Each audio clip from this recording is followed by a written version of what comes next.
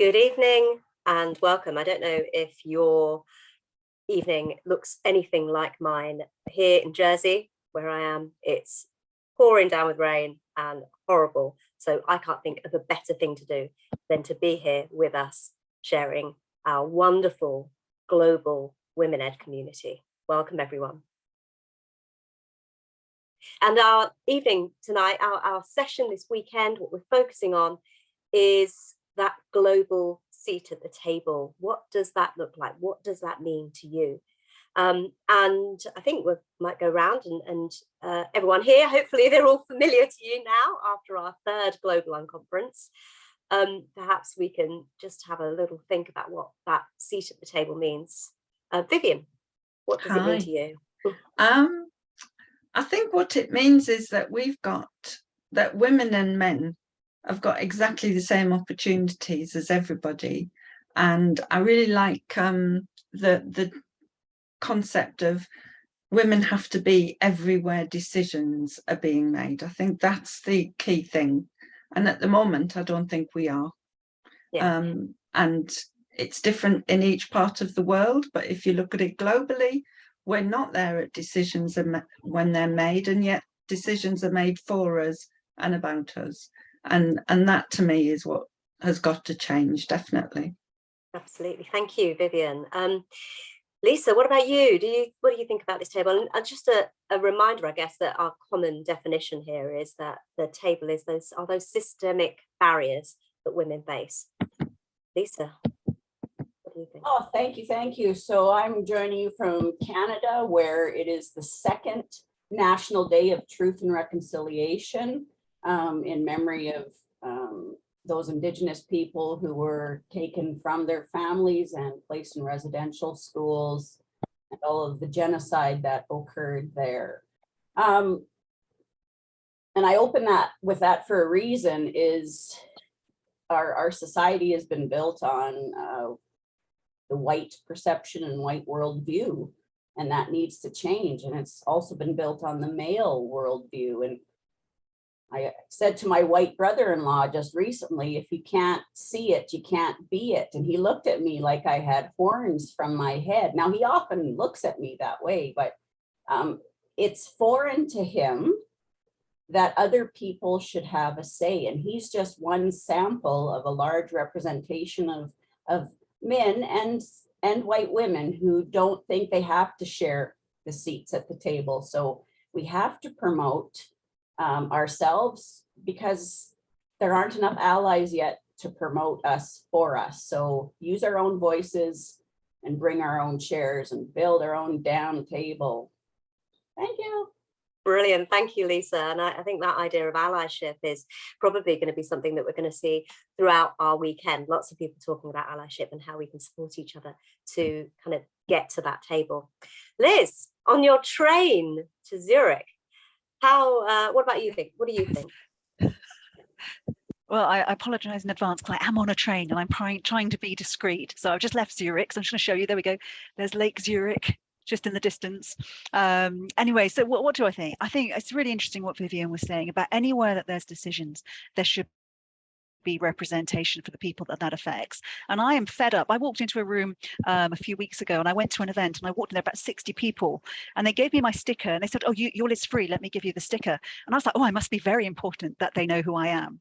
Then I looked around the room. I was the only woman in the room. Oh, and I think, wow. So when we talk about having a place at the table, we need a place in the room.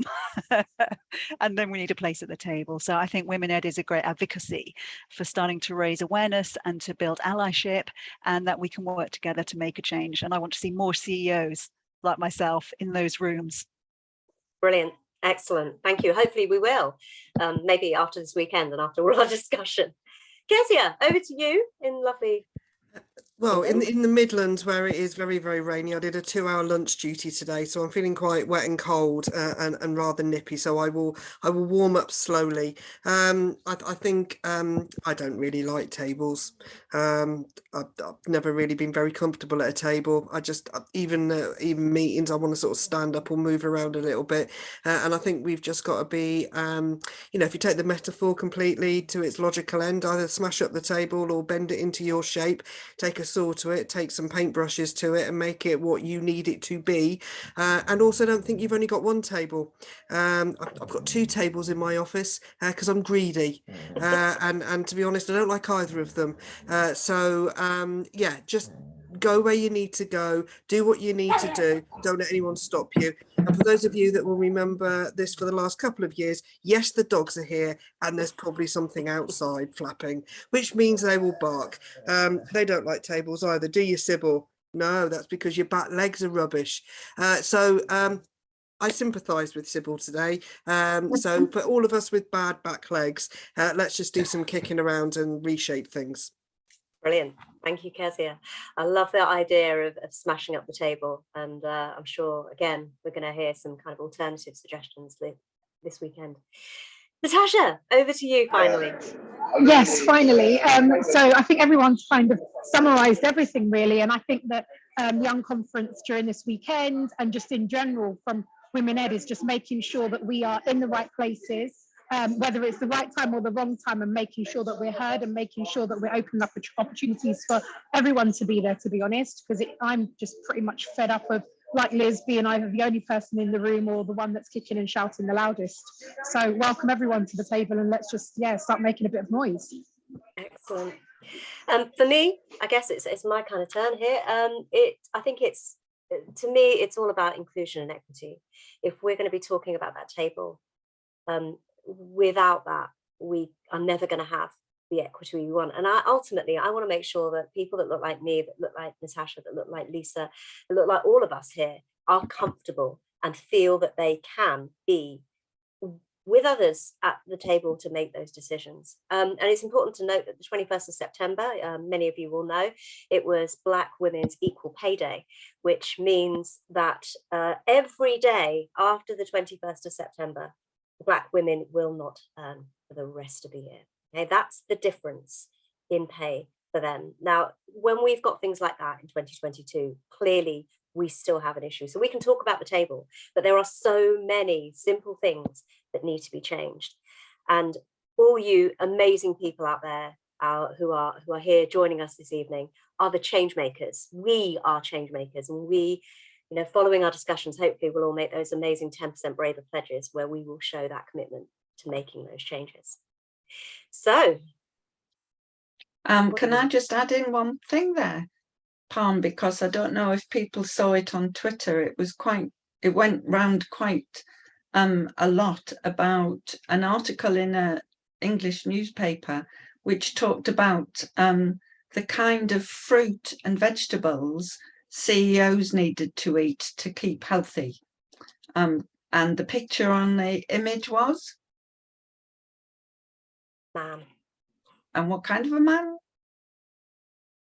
Definitely White? a white. Definitely a white man. Definitely a white man. So apparently all the women CEOs, Liz, who joined in that conversation, apparently they don't exist. They've got no part to play whatsoever. You were a bit miffed about that, Liz, weren't you? You remember, I was very annoyed about it because I thought, that all these issues that we have, how can you talk about CEOs but only talk about it with a male reference? And it was the front page article. This wasn't something just like, even if it was somewhere else, it wouldn't be okay. So it just shows complete lack of awareness. It's shocking, really. I'm just going to interject here. I missed that article. Is it because they think male CEOs are so stupid they need to be told to eat fruit and vegetables, and women CEOs will think, do you know what, occasionally I'm going to have an orange? That's just bizarre. It was totally bizarre in all ways, quite bonkers. But yet typical of what we still face today. And hopefully our gendered cheese session later in the weekend will highlight some of those tragic cases that still happen today, even so. But it's typical that we're still having those same discussions. Why? And so we've got a chance to change the discussion, haven't we, this weekend for us all? And there's a super lineup of people who are wanting to contribute and share their thoughts and ideas. Brilliant. Absolutely. We've got some amazing sessions on offer all over the weekend. So hopefully you'll be able to join us for our 4 sessions this weekend. We've got 4 panel discussions going on with, you know, trying to, we just had so many people who wanted to get involved and wanted to be part of this, that we thought we've just got to try and grab them all. How many submissions did we have, Vivian?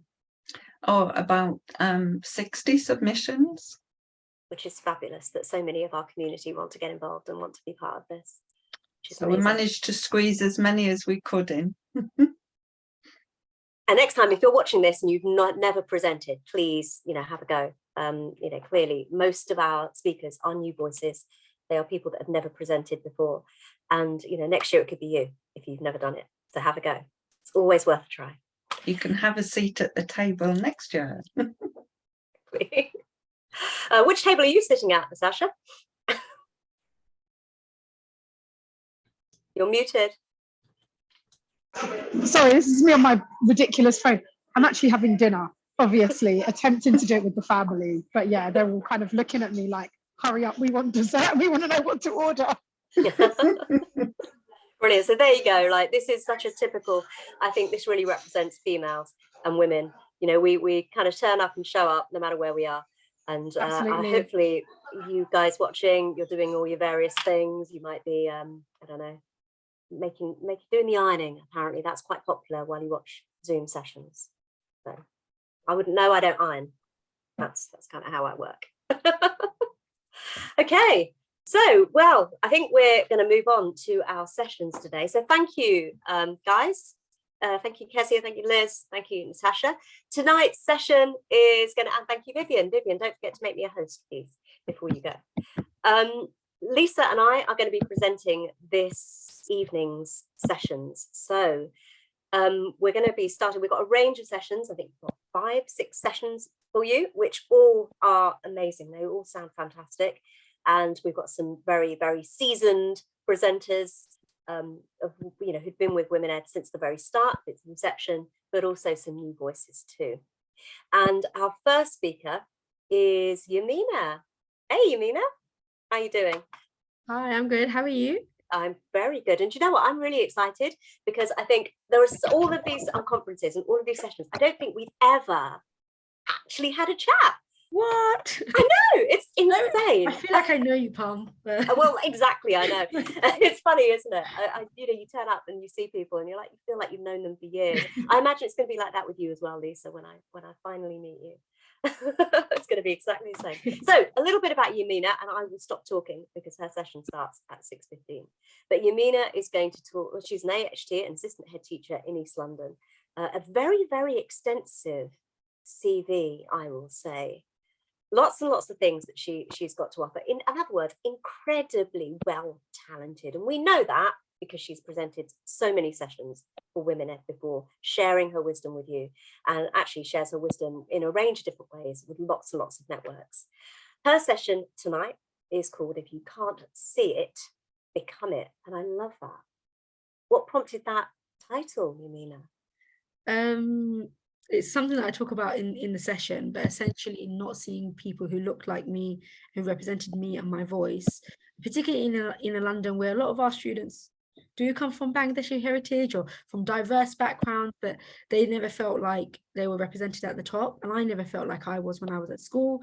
And I went through my career never seeing it really until a couple of years ago when I went to Forest Gate and I just saw 60% SLT are from diverse backgrounds. And it was just so insane to then also have a hijab wearing head teacher, Tamina Begum, who I know has done spoken at Women Ed London conferences, but that just changed it for me. And I just thought, hold on, okay, yes, we can't see it, but why not become it? And what can we do to help people and really raise? And I know Women Ed has really done that for me, and I would never ever have thought about senior leadership if Women Ed and Bookie, like Bookie knows, like discovering Women Ed and through Bookie's coaching, it's just changed my life. So I just hope that this session will give people a kind of some tips really, but mostly it's about that journey and that story for me and who's contributed to my career and how they've helped me become and get to where I am today, but also then how we can then pass that on. And I think that's the key thing about Women Ed. It's just so much about legacy, isn't it? And keeping it going. Absolutely. I think that is really, really the key point. Okay, so do you have a PowerPoint to share? Because I will make you a co-host and then hopefully you'll be able to do that. Brilliant. Can Thank see you. that?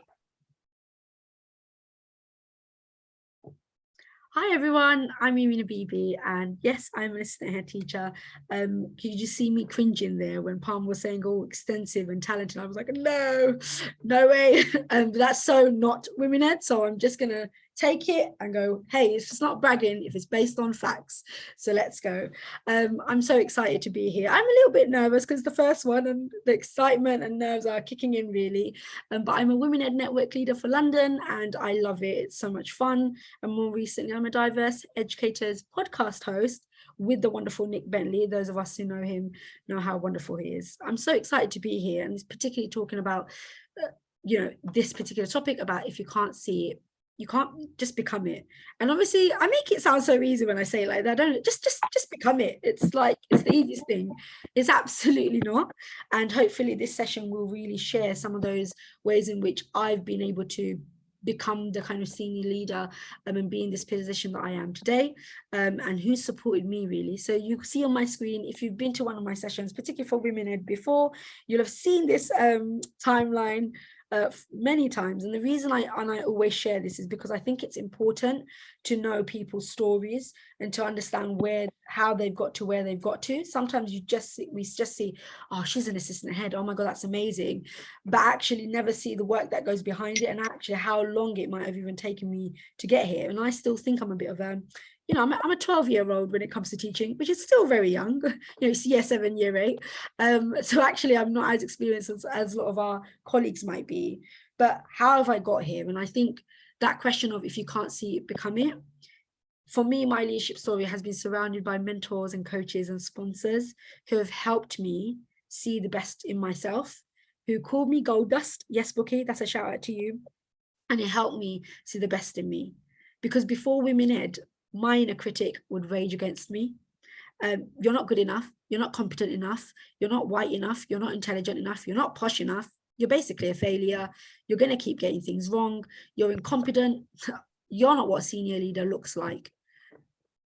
That inner critic told me that speaking openly about those worries, those vulnerabilities, talking about my areas of development would destroy my career, yes, catastrophically, because it would reiterate what my colleagues already thought about me, that I wasn't good enough or ready enough to be a leader, that I wasn't the right person to had the seat at the table, because I didn't look like the people who were sat at the majority of leadership tables. Yes, it's a story I've told many a times. Yes, it's probably something that lots of people who've attended Women Ed conferences have heard me say, but I'll keep telling that story and I'll keep mentioning it until we get more diverse tables, essentially. I think it's important to be open about our fears, because then we can really start to tackle and do the work to help unpack why those fears exist. Having a seat at the leadership table wasn't actually part of my plan. It wasn't even something I considered at the start of my career. I always just wanted to be a lead practitioner, do something linked to teaching and learning, and just that was it. And that's an amazing, important role. And that's all I thought I was good enough to do. I was a kid at school who was quiet and shy, who struggled to fit in, who faced Islamophobia and racism, who felt excluded and never included, and who never told a soul because it was just easier to believe that that was the right thing. And the thing is, when I was at school, I didn't see anybody that looked like me too. I didn't feel safe enough, and I didn't think people would understand what I was talking about, because why would you if you've never had to experience racism and Islamophobia? And that meant that my voice was dimmed and quietened and almost sometimes muted. And then, as you'll see from this leadership story, at the beginning of my career, I started with the most amazing mentor. And since then have had amazing mentors and coaches who have helped me, as I said, see the brilliance within me. And in Simon Sinek's Start With Your Why, he talks about getting us to really think about our why, and then how that's going to happen and what that might look like. And he talks about it in terms of leadership, in terms of vision, but why not in terms of our story? Why do we want a seat at the table? What is the impact going to be? And how the heck are we going to make it happen? Those are the questions I want you to ask yourself when you're thinking about your own story. Why is it that you want that seat at the table? Why is it important to have you at that table as a female leader, particularly if you're a female leader from diverse backgrounds? What's going to be the power of you? How powerful is it going to be you sitting at that table? Why? Because I never thought at the start of my career that I'd be where I am. I just didn't think my voice mattered, that me having a seat at the table mattered. Because in most schools, I'd never seen anyone in leadership positions who looked like me or shared my background or my faith, for example. And some might say, oh, that shouldn't matter, but it does to me. It does to me to have representation, because my experiences, particularly as a hijab wearing woman, are so unique and sometimes problematic. And it's quite hard to sometimes explain it to people. When parents stand up perhaps and say, oh, I don't want her teaching my child, and how that might make you feel at the start of your career. When you spend your life feeling like you're excluded and feeling like your voice doesn't matter, it's easier to believe that it really doesn't matter than to challenge it. But having a seat at the table allows you to challenge it, allows you to give a voice to the voiceless. I mean, have a look at the screen. The data suggests that representation perhaps really doesn't matter. I'm from a Bangladeshi British background. There are 0.7% of us in the classroom, 2,800. Only 0.3%, so only 100 are deputies and assistant head teachers. Why? And if you keep going down, if you keep looking at this, Black Caribbean, 1%, 1.0% are deputies and assistant heads. Why? Why do we not have a seat at the table? And the thing is, when I discuss it with my colleagues and my friends, because I have a lot of friends who are teachers, they'll kind of say the same thing. Oh, we just don't matter. It doesn't matter if we're there or not. We're just the minority. Even if I had a seat at the table, what impact would that have? And when I discuss it with people who are at those leadership tables, the response sometimes can be the same too. Something like, oh, but we don't see color. We don't hire because of color. Or we don't want to give someone a job just because of their background, do we? That's not right. Or it's not our fault Black and brown people don't apply, do they? That's not on us. And you know what? At one point, I started to believe that must be the case. Maybe we just weren't qualified for that job. Maybe we weren't ready for those positions. And then Women Ed. Women Ed came and changed my life. So did coaching with Bookie. Through it, I realized that that inner critic that told me that, yeah, perhaps you're not qualified, you're not good enough to have a seat at that table, was absolute nonsense. The inner critic, combined with that limited or no representation at leadership level, it was actually no wonder that people like me felt like we didn't believe, we were not good enough. We weren't ready to be there because we didn't see that representation at the leadership table. And the more, again, I talk to women like me, the more I notice commonalities in what we thought about ourselves in the workplace. Yep, that we weren't good enough, that we weren't ready enough. Some of us worried that actually, what if we did get there and we'd be the only person of color or the only hijab wearing woman? And what would that feel like, having a seat at the table and having and not being able to give a voice or share that voice? It's only after Bookie used his coaching when I started to believe that I was good enough. As Bookie said, I was gold dust. And it took me a lot to believe that. And it's only after that that I realized that if they don't give me a seat at the table, I'll bring my own folding chair. Bookie will be sat right next to me. So will Women Ed. It made me want to have a seat at the table, and I was supported to make that dream a reality. So I decided, okay, if I couldn't see it, I'm going to stop complaining about it and try and become it instead and bring my folding chair. And why? Because children and adults deserve to see people that look like them at that in those leadership positions, so that they can see that it's possible for them too. So I slowly built up my confidence, supported by Bookie, Hannah Wilson, Vivian Porritt, and Dr. Kenny Frederick. Yes, that's me shamelessly name dropping all those amazing, epic women, and lots of other amazing women who supported me. And it's only after coaching did I realize that I was qualified, I was competent, and my goodness, yes, I was deserving. So I applied for leadership positions with fear, and yes, a sense of that horrible imposter syndrome and that inner critic saying, hey, you don't deserve a seat at that table. One of the things that I found that really helped me, so tip number 1, is to actually write down all my successes. So looking at my leadership journey and looking at my journey and my career, going, what have I been really successful at? Pure facts and evidence.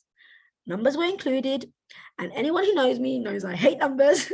We are not friends, but you know what? To take the emotion out of it and to take the embarrassment out of it, I had to get numbers involved.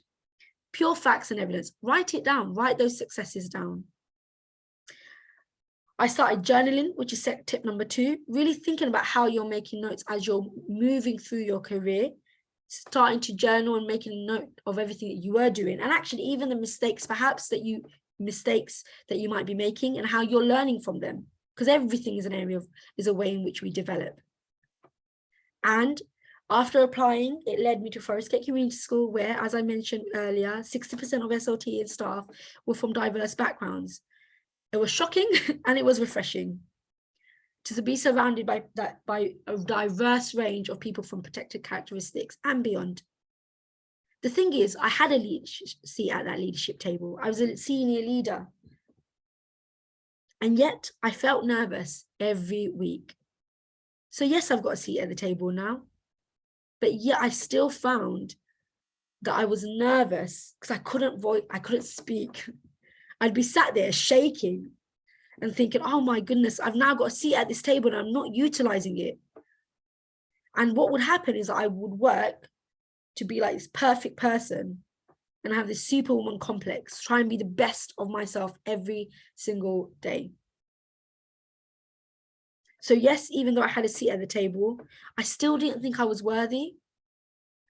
And this year, and I mentioned this in my kind of brief, that actually this last year, I started at Cerebral School, where I am the only hijab wearing assistant head teacher.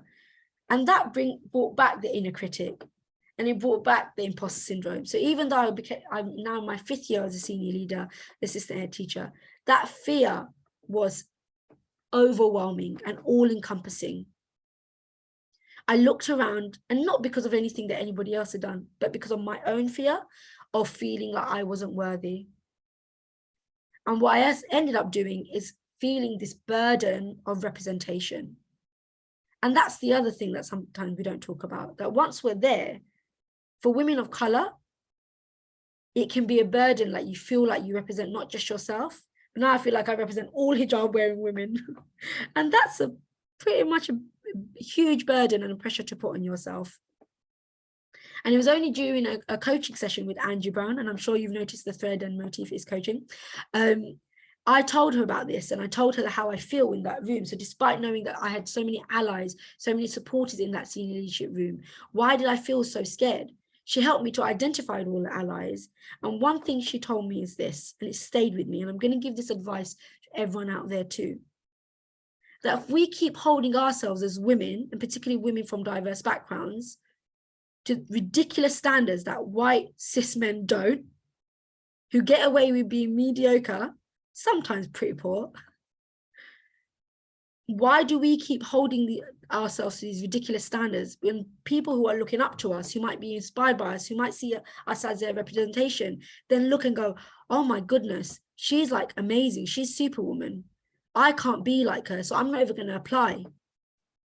We are then, what we're doing is continuing that form of fear, because they feel like they've got to hold themselves to that same standard too.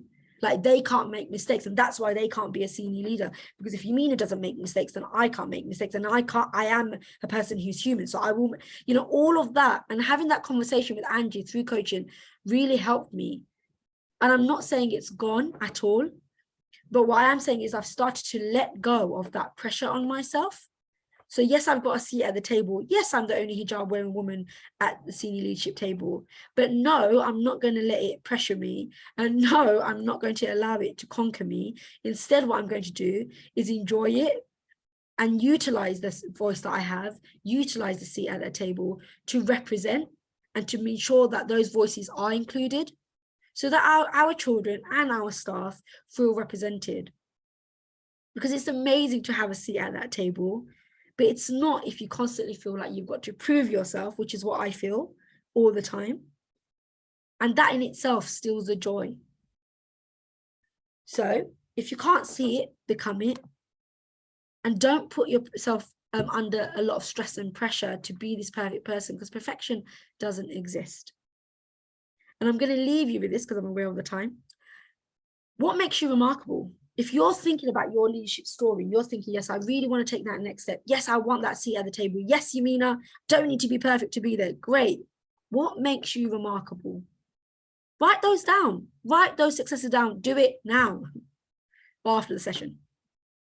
Base it on facts and evidence. Take the emotion out of it. Oh, no. I'm not good at that. Oh my God, my line manager would have said, no, take it out. Facts and evidence. Go with the numbers if you need to.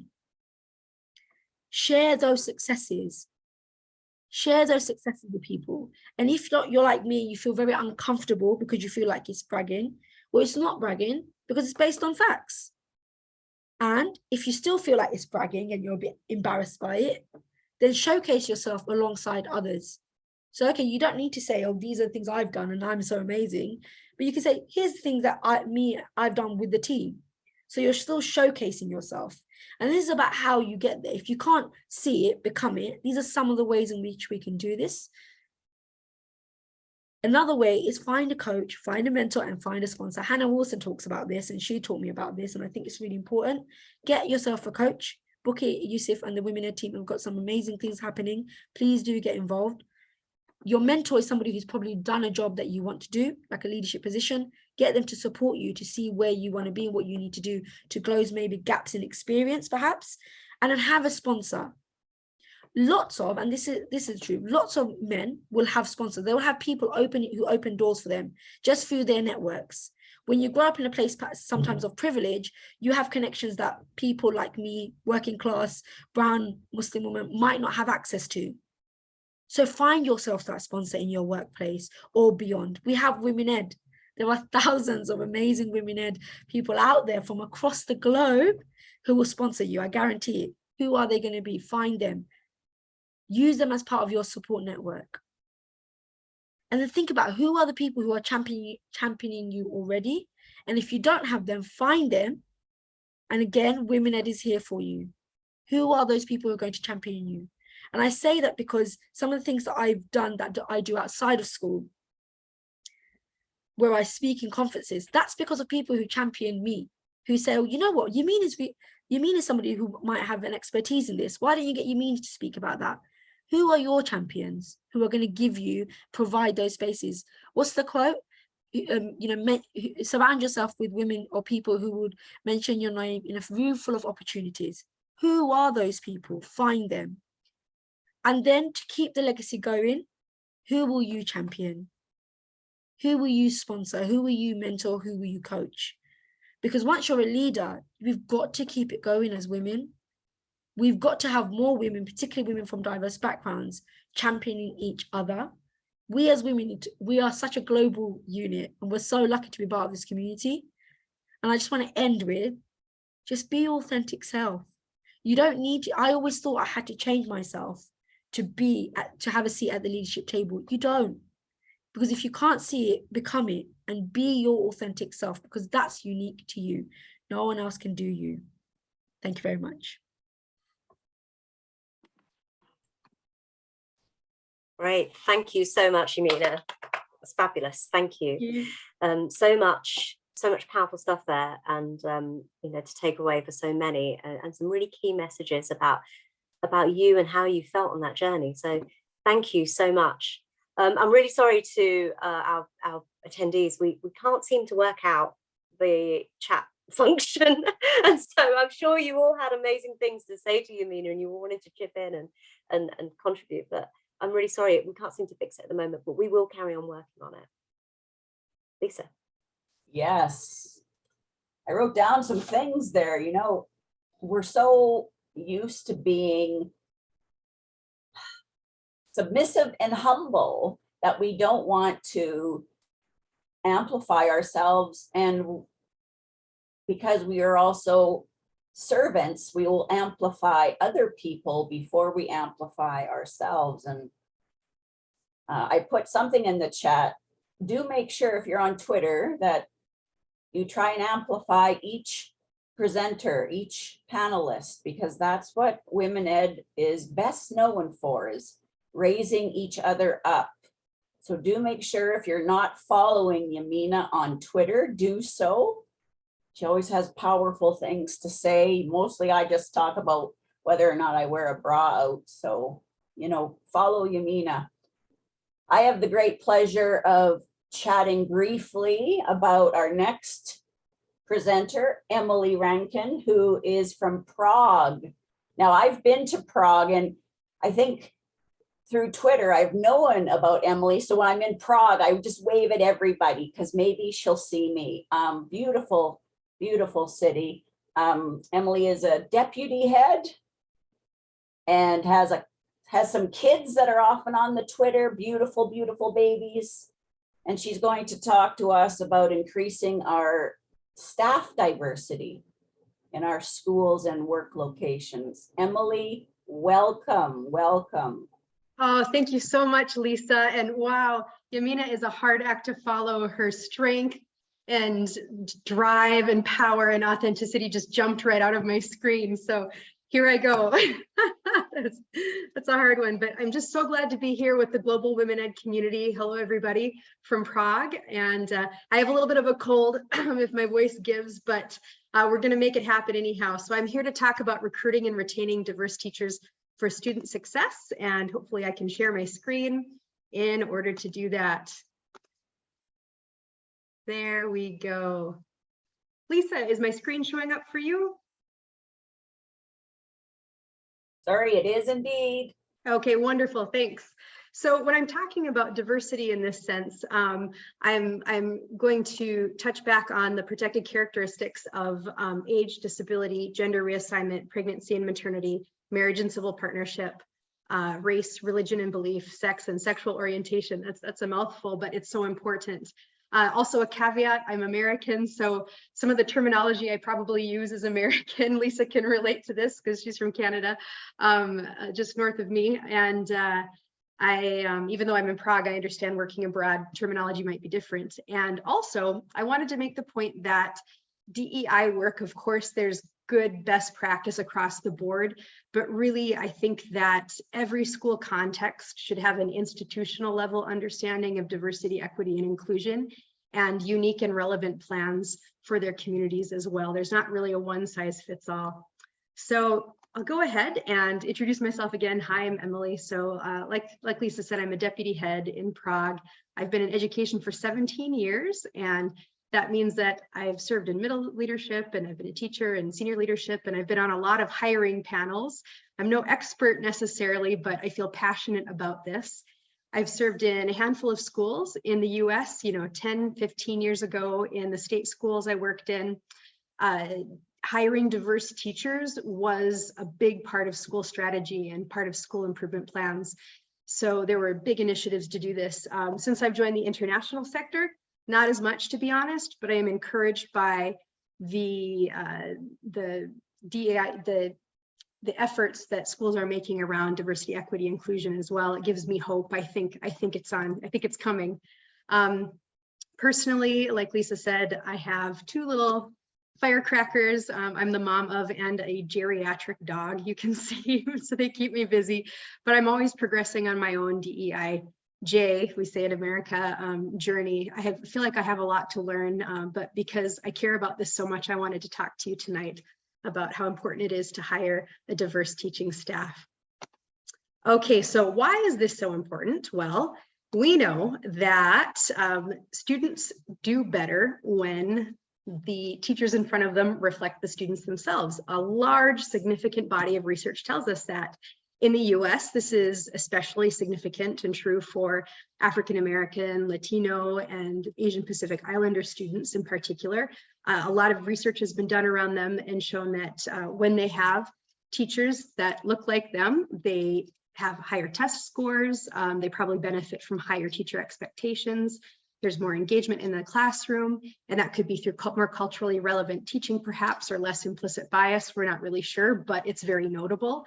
Also, studies have shown that the presence of supporting and affirmative teachers, including those who share students' LGBTQ+ identities, mean that LGBTQ+ students are more likely to attend school, to have higher self-esteem, and to achieve better academic outcomes across the board as well.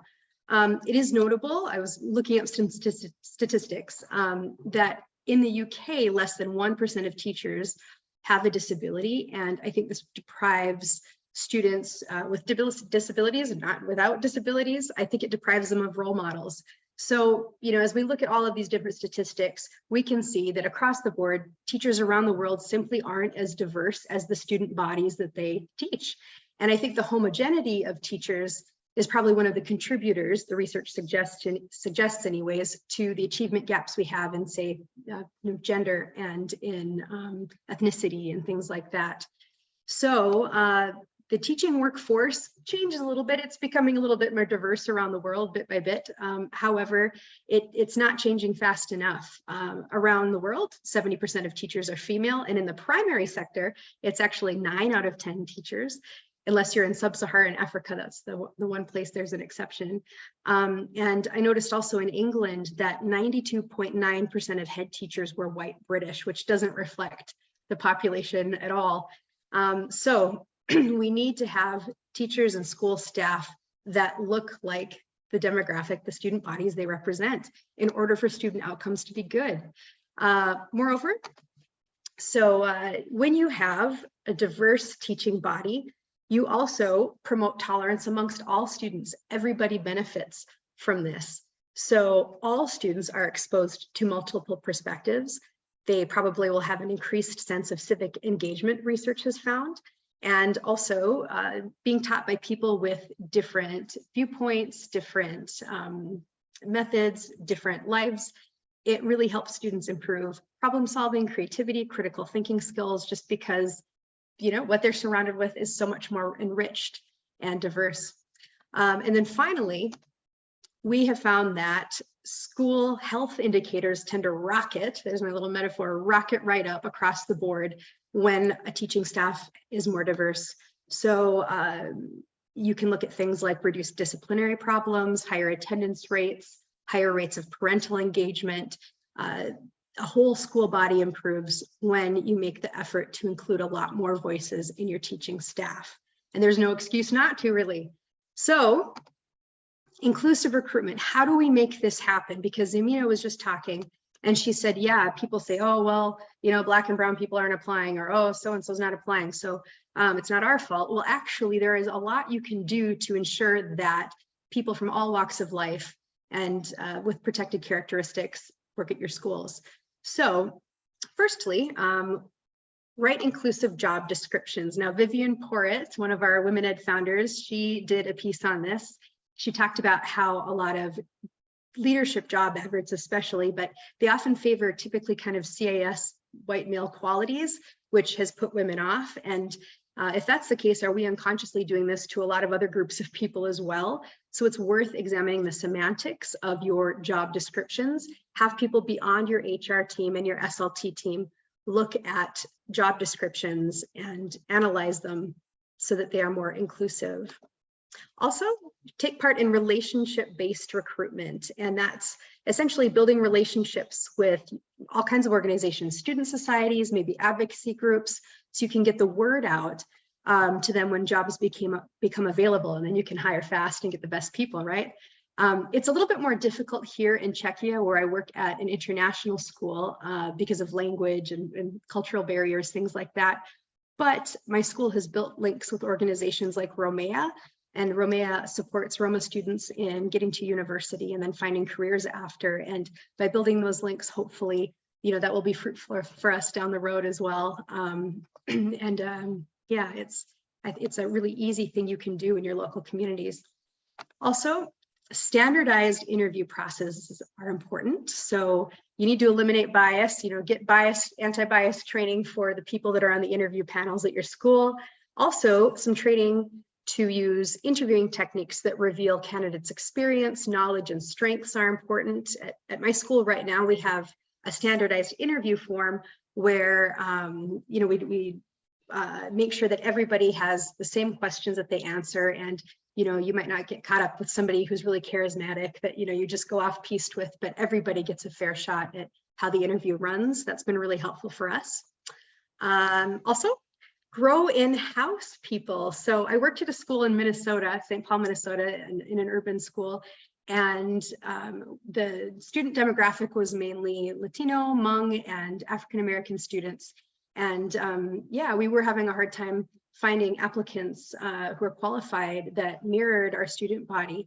And so the administration put a lot of work into hiring staff, support staff, who were interested in joining the teaching field, and got the right people in place. So there are a lot of people that are teaching now at this school, Community of Peace Academy in Minnesota, and serving in leadership positions as well, that started as teaching assistants and then had mentorship and support through getting a teaching qualification to be there, which I think is just brilliant.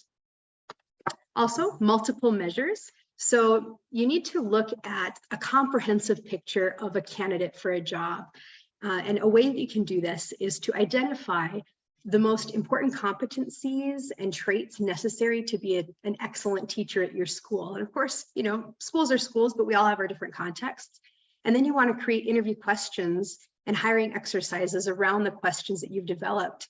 And when you look at multiple measures, you could also have a performance-based task for candidates, such as teaching a lesson or something else, because teachers' test scores, education, and experience are not always the best predictors of their performance in the classroom, and they may actually function as gatekeepers for diverse teachers to join your staff. So that's really important too. Institutional partnerships.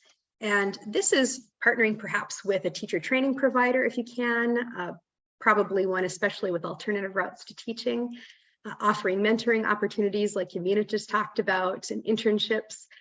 The school that I referenced before in Minnesota, they had a partnership with the University of St. Thomas, where if a person wanted to go for a teaching qualification, then the University of St. Thomas would fund a third of it. The school, Community of Peace Academy, would fund a third of it, and then the candidate would fund 1/3 of it. And it just made it a lot more accessible for a lot of people. And then finally, of course, you want to audit your staff. Now, I only teach with about 50 other people, so I know who's on my staff right now, but if you work in a trust or a big district, do an audit and see who is not represented and encourage people to apply. Get right in there. So these are all things that you can do to recruit inclusively. And I wanted to mention a top tool. This is the Diverse Educators Group. And of course, you're probably familiar with them if you're familiar with Women Ed. They're an incredible group, and they have something called the Inclusive Recruitment Toolkit. They have lots of amazing toolkits, but this one in particular has blogs, podcasts, articles, videos, just a wealth of resources on how to do things like write those inclusive job adverts, or create a really positive candidate experience to get the right people in the door. And Yamina, also, who just spoke, she is on a Diverse Educators podcast, so you should really check that out. So that's a top tool. So we've done all of this inclusive recruiting. Let's say that we get teachers hired, we're in the right place. But how do we retain them? So Diverse Educators has a little line on the front page of their website that says, "Be where you are celebrated, not tolerated." And I couldn't agree more. So rather than thinking, oh, we don't want our diverse teaching staff to leave, or leadership staff to leave, we need to shift our mindset to why would they want to stay in our schools? So here are a few things you can do. So this one is actually surprisingly simple to do, really. Social scientists have shown through research that just merely informing teachers about their stereotypes that they hold closes gaps in the grading of students. So imagine what this could mean for workplace dynamics. Implicit bias training for staff for a whole body of staff is crucial, and that's in order to ensure that diverse colleagues are supported and seen, really. Also, it's important to acknowledge invisible work. We all know that teaching is, challenging in its own right, but teachers who have protected characteristics tend to do a lot of invisible work that is burdensome. So it could be like maybe being the go-to person for a group of students of a specific faith, or maybe it's the disciplinarian for a certain group of kids, or maybe you're all of a sudden the expert on cultural diversity at your school, or maybe you're the singular flexible working advocate in your school. You get burned out when you're carrying all of this extra workload that's kind of like unseen. So your colleagues, your leaders at your school should really be aware of this work you're doing, how to protect your time and your well-being as well around it. All right, affinity groups. This was kind of neat. So I found out about a school district in Boston that, in an effort to retain teachers, started affinity groups. And they did it actually for staff of color in Boston. And they just had people group meeting up in groups once a month at a local restaurant in an informal space without agendas. And they found that this program of affinity groups that they'd created really did improve retention across their district, which was pretty interesting. That probably has a link into mentorship as well and shared experience. Mentoring and professional development. Yeah, hook people up with mentors and coaches. Yamina was just talking about that. Find training that is specific and bespoke to people's needs, because you really do need people to talk to. You need ideas to be bounced. You need people that have maybe gone the path before you that can talk about it as well. It's so, so important. Also, so surveying. My school uses something called the TESS Staff Pulse Survey, which is an anonymous survey that we all take every 2 weeks. And through it, people can feed back any concerns that they have anonymously, or questions, or if they're feeling that something isn't quite right in the schoolhouse. And I think it really helps well-being with our staff, and also it helps you identify those blind spots. I think that's a valuable thing to do, because oftentimes people are afraid to speak up if they're not feeling quite right. And it's better that they have a way to express that rather than just kind of, fold and leave because they're not very happy. Let's see, what else? Career progression routes. So this is really important. It's true for all educators that we should be looking for ways to develop people, but especially teachers and leaders, staff members with protected characteristics, I think. So identify and support people who are interested in leadership roles, have shadowing schemes available. Again, use that mentorship route. Do whatever you can to let people develop in the way that they want and they choose in the job, because they're more likely to stay. And then auditing. So audit your schoolhouse. What obstacles might keep people, for example, with disabilities from having comfortable working conditions in your school building? Or do you have gender neutral bathrooms? You should. Are your staff celebrations inclusive?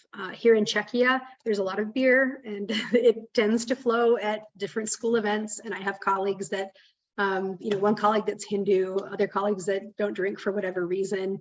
So you need to make sure that everything is inclusive. Oops. And then I think we just got mentoring and professional development again, just making sure that those routes are available. And there we go, pay and benefits. So I think this is true for all educators personally, but especially to people with protected characteristics. We need to be mindful that, perhaps people who have to get treatment for a specific disability or support maybe immigrant parents or something like that, have a job they can go to where they can make a living at. And it's important. So there we are. Top tool. This is a great guide for people. This is out of America, actually, and it was built and supported by a number of educational organizations. Building a strong and diverse teaching profession by the Future of Learning. I highly recommend it. And to close, I just want to say that the need for qualified, diverse teachers in educational systems is an absolute moral imperative. To this end, our schools need to demonstrate a commitment to hire a diverse body of teachers because it's what's best for students, it's what's best for schools. There's no excuse not to do harder work in order to make this happen. I just had a guy named Matthew Savage. He is a former head teacher and an educational consultant right now at my school, and he gave us a presentation, or a training, I should say, on trans inclusivity. And he mentioned that something called curb cuts. So, you know, street curbs have those little ramps that are cut into them for people that are initially in wheelchairs or mobile scooters or some mobility scooters. That's what they were made for.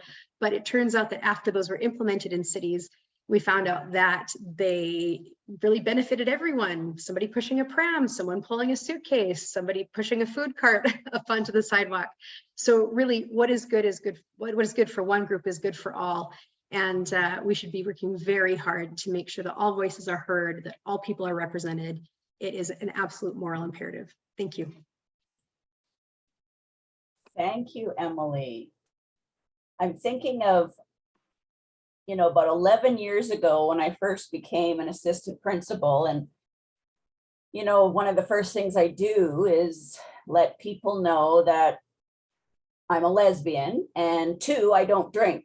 And I remember at the school I was at the time, I became sort of the go-to lesbian, right? Like people would stop by the office to try and connect.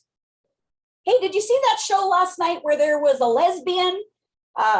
You know, no. So I'm an expert on Lisa the lesbian, but I think we have to really be mindful that, you know, our experiences are our experiences, and we can't throw all of the work we need to do at the handful of diverse people that we've managed to recruit.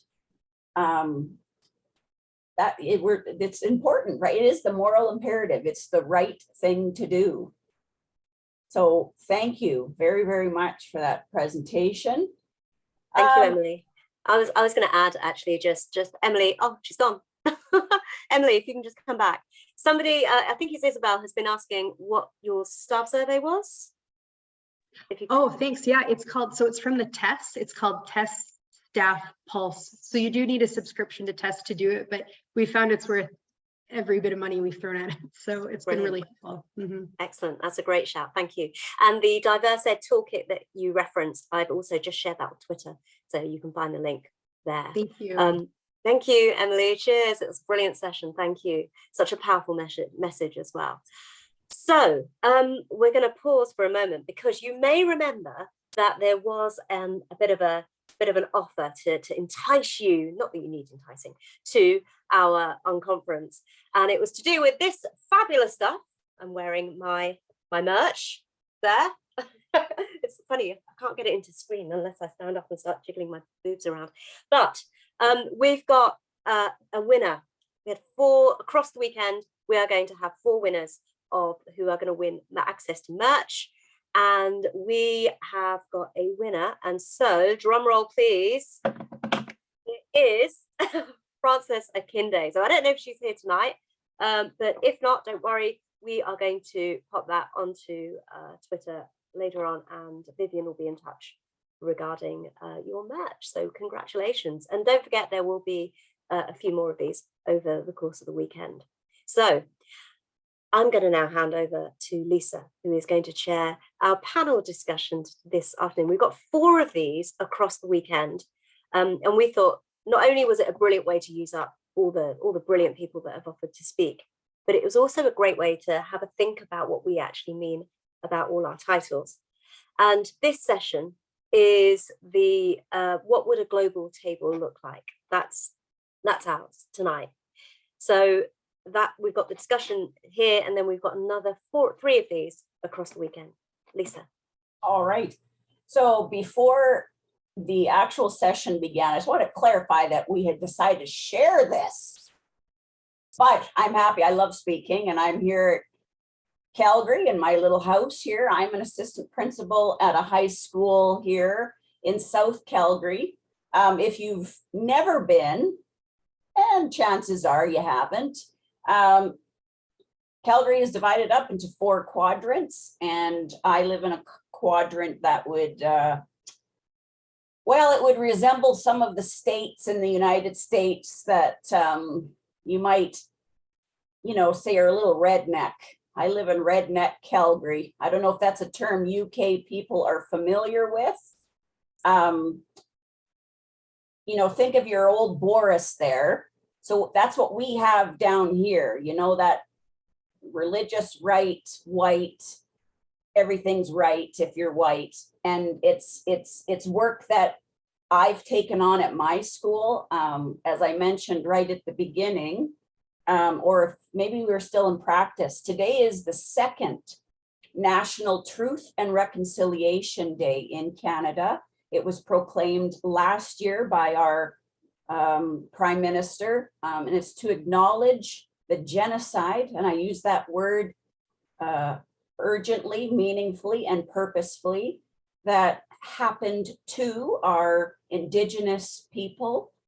Of course, with the recent death of Queen Elizabeth, a week before the National Day of Truth and Reconciliation, there was quite a bit of conflict. Do we acknowledge the fact that we are a Commonwealth country? A week ahead of the day we remember that the church and the government had a deliberate policy to get rid of, at the time, the word they used was Indians. We now use Indigenous peoples. And that England, the UK, were the colonizers of the time. And so it was very hard here to recognize a sovereign woman who led for 70 plus years, but to also remember that those 70 years were full of tragedy in some ways. So with that in mind, we have a selection of folks who are going to talk about what would this global table look like. Some of you like very prepared and organized things. Jill. I am not that person today, although I have worn that shoe from time to time. This is how I envision this going. I'm going to ask each of you to introduce yourself very briefly. Give us your context and just make a couple of statements on your thinking around what would that global table look like, keeping in mind that the table is representative of everything that keeps, and I loved, Emily, what you said, I wrote it down, those of us with protected characteristics. All right, so Shirley Chisholm was the one that coined the phrase, but we can expand that to be women of color, people with disability. But what would that global table look like if we removed all of those things, those barriers in our way? Let me start with, I'm picking randomly because Jill wants to go last. I have to say, this is just because I said to Lisa before we started, how are you going to organize this? And she said, organize? So I said, let me go last, and then I'll just listen to what everyone else has to say, and I will chip in with some kind of meaningful summarizing comment, perhaps. I'm going to mute myself now. Jill will be our closer. Loretta, I'm picking you just because you're right underneath Jill on my screen. Great. It's not easy to be first, but I'll give it a go. I have a Canadian passport, like Lisa and Emily. I know. I'm in Germany, Frankfurt, Germany, at an international school. I'm an early years teacher and a team leader, and grateful to be here today with so many inspirational women. Yeah, and so what would a global table look like? Two things that really resonated with me just hearing Janina and Emily speak is representation matters. And then the other thing was just to be able to show up as your authentic self. So it might look, representation matters, and it might feel like being able to be showing up as your authentic self. It's true, right? And we say that a lot. I think last year or the year before, be who you are. And I'm still going to get a tattoo on this arm that says that. It's not as easy as we all say, right? We'd like to say it's easy, but it's not. Rania, are you there? And did I say your name correctly? Yes, correct. So starting to introduce myself, I guess, just following the steps. I'm originally from Jordan, but I live and work in Qatar, and I was born in Kuwait, and that would give you some of the tips of what I'm going to answer about a global table. I would agree and echo what had been just mentioned and what had been within the previous talks, and Emily, and what they had mentioned, but also it's just to be courage enough, not only 10% braver, but to voice your ideas and to have this kind of orbit dynamic of contribution. So it's not only one seat that we will have, we might have different sittings and different ways of expressing our ideas. The other thing is about continuous learning. So it's not only the only truth that it could be expressed from myself, no, but to be humble and to be able to learn more and to share wisdom, to share experiences without judgment.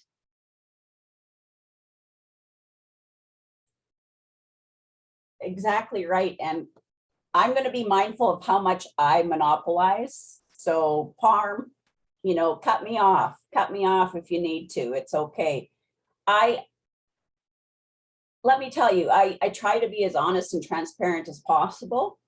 And the first thing that someone that is middle class, white, female has to do is acknowledge, and I'm going to say it out loud, I have, and I struggle with some racist tendencies. And that, it might be the first or second time I've said that out loud, but my whole life, apart from my sexual orientation, has been one worldview. And I've been really quite comfortable in that one worldview. And an example of that is, if I see a Muslim woman, I assumed quiet, humble, submissive, wouldn't swear, wouldn't, and yet I follow some women on Twitter. I just love those women. Like they're spirited and they're powerful and they know who they are. And I made an assumption based on a garment that they wore. And I do the same thing with women who wear, or anyone who wear crosses for jewelry. Like I have to grow up. I have to think beyond that. Like what I put on my body does not necessarily, I lost my train of thought. I'm so passionate about it right now. Like it does not mean they're so holy that I can't even talk with them. Does that, like, I'm rambling now. Someone's supposed to stop me. Plumber, where are you? You're supposed to stop me myself. Sorry. All right, Lisa, stop now. Okay. You are rambling. All right, let's go back to that question of what would a global table look like? Yolande, we haven't heard from you yet. Lovely to see you, by the way. Thank you. Lovely to see you too, and thank you so much for having me. It's lovely to see so many familiar faces and ones I've not yet met. Who am I? My name is Yolande Harrowell. I'm always a teacher first. I'm an A-level psychology teacher, GCSE psychology teacher, but I also have the great pleasure of being an assistant head teacher in an inner city London school. The school that I work at is the most deprived school in London and third in the United Kingdom. So contextually, quite challenging, but thoroughly enjoyable. I have two other hats, main two other hats. One is that I am one half of Mindful Equity UK, and we'll be speaking after this panel. Looking forward to that. And Aretha, my other partner there, is in the chat. And the other hat I wear is that I'm a trustee for a charity called the Outward Bound Trust. It's an 80-year-old charity. If you're familiar with the Duke of Edinburgh, it's very similar to that, but a much more engaging and powerful experience for young people, where they're able to take them on a journey through challenge in the wild. a lot of things that I do, a lot of hats that I wear, and thinking about the question, I think ultimately it's about every individual, whether you be minority or majority, filling your space loudly to ensure that all are able to understand and learn from you. And on the flip side, that you can learn from them. I had the great pleasure of taking 15, 16 and 17-year-olds to Thailand in July. We had a 17-day trip.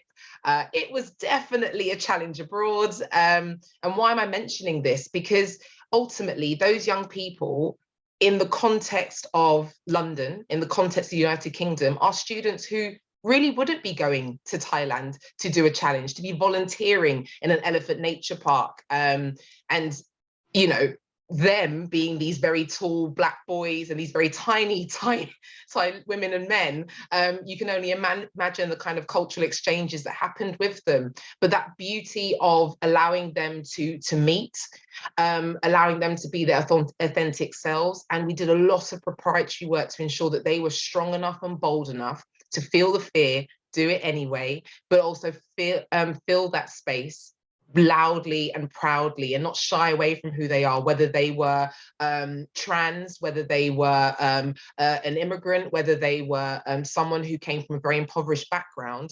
They were still there to give something in that time and in that context. So to sum up, it's about filling that space really loudly and boldly so that you can learn and teach others. Fab, thank you. And I think that's like, there's been a lot of talk about authenticity. Lots of you have been talking about how important it is to be authentic. And I think we've had that resonating through all the sessions we've had so far. So is that something, Emily, I don't think you've spoken yet. Is that something you think is really important on our global table? If we're thinking about the global table, we've heard talk about diversity being essential and people being loud and owning it, I think is the key thing. What do you think? Yeah, absolutely. And, you know, I think I just talked about retaining, you know, a diverse group of teachers. And I think that oftentimes, again, even if we say, oh, we're committed to this work and we're going to hire this staff, sometimes schools don't appreciate the authentic people that, you know, come to work in them, because it's maybe their culturally responsive teaching or the way that they confront problems or whatever have you isn't the norm, you know, that everyone's used to. So yeah, we have to have an authentic global table where people are themselves and what they bring to the table is appreciated wholly. Absolutely. I want to sit at a table where things like inclusion or feminism don't have negative connotations from some groups. You know, here in the Czech Republic, you don't want to say you're feminist, for example, because it's kind of a dirty word. But yeah, I want us to have language and authenticity and be ourselves and celebrate our differences as much as possible. 100%. Thank you. I've been allowed to have the mic again. Thank you. Everyone needs to be at whatever we determine the table to be. And I know it has to be loud. I agree 1000%. But somebody like me needs to also be quiet and listen. And that's why I help along with Women Ed. So I feel so passionate about it, because I need to acknowledge my own gaps in my thinking and my believing, and I need to be absolutely on board, willing to change those and see people for who they bring themselves. I can't make up somebody else's story, and I'm here to listen to stories. So Yamina, I think we haven't hit you yet. What do you think? Hi, I won't reintroduce myself because that's just embarrassing now. So I won't. Hi everyone, I'm back. But I think it's about, again, just reiterating what everyone else has said, but advocacy and amplifying, and actually stop putting people in boxes. You know, so much of our identities, and one of the things as a diverse educators co-host with Nick and I, is that lots of the people we interviewed happen to be women, and actually talked about their intersectional identities. So we don't have the same boxes. I know what the minute people see me, the first thing they see is probably that, not that I'm a woman, they see that I'm a Muslim, then they see that maybe I'm about, brown. They're trying to figure out what kind of brown are you, which South Asian are you? And then they're going, oh yeah, I forgot that you're a woman as well. That doesn't even sometimes hit people's radar, because all they can see is, oh my God, the symbol of my faith. And that's why I wear it, because it's a symbol of my faith, my culture, and my upbringing and my morals. And you're right, I can't stick to the things. I can't always be the best version of myself according to perhaps my faith. But what we need to do, and I think, is stop people putting people in boxes, assuming that and we know who they are, what they represent. And I talk about it in the Diverse podcast, but I talk about it a lot, that one of the things that people would say is, when students would come out to me, for example, and say, oh, tell me and share that vulnerability with me. And once I had a SLT member say, oh, that's lovely, isn't it? Because considering, essentially insinuating that because I'm Muslim, I must be automatically homophobic. And really unpicking that, that's me being very blunt, but unpicking that and saying, why did you think that? And being able to challenge it and say, because you've made the assumption that because I'm Muslim, I must automatically feel a particular way or believe something, and actually saying, hold on, let's really try and understand Yamina. Let's try and understand Palm. Let's try and understand Yolanda. Like, how are we really understanding and listening to understand rather than just listening to respond? And it's that Nancy Klein. I know Jill loves Nancy Klein too, and I'm a bit obsessed with that at the moment because of Jill Berry. But that is all about being an inclusive, a global kind of table where we don't just create inclusivity, but we're creating belonging, that people don't feel uncomfortable in their skin. They just feel like, oh, I just can be whoever I want. I don't have to worry.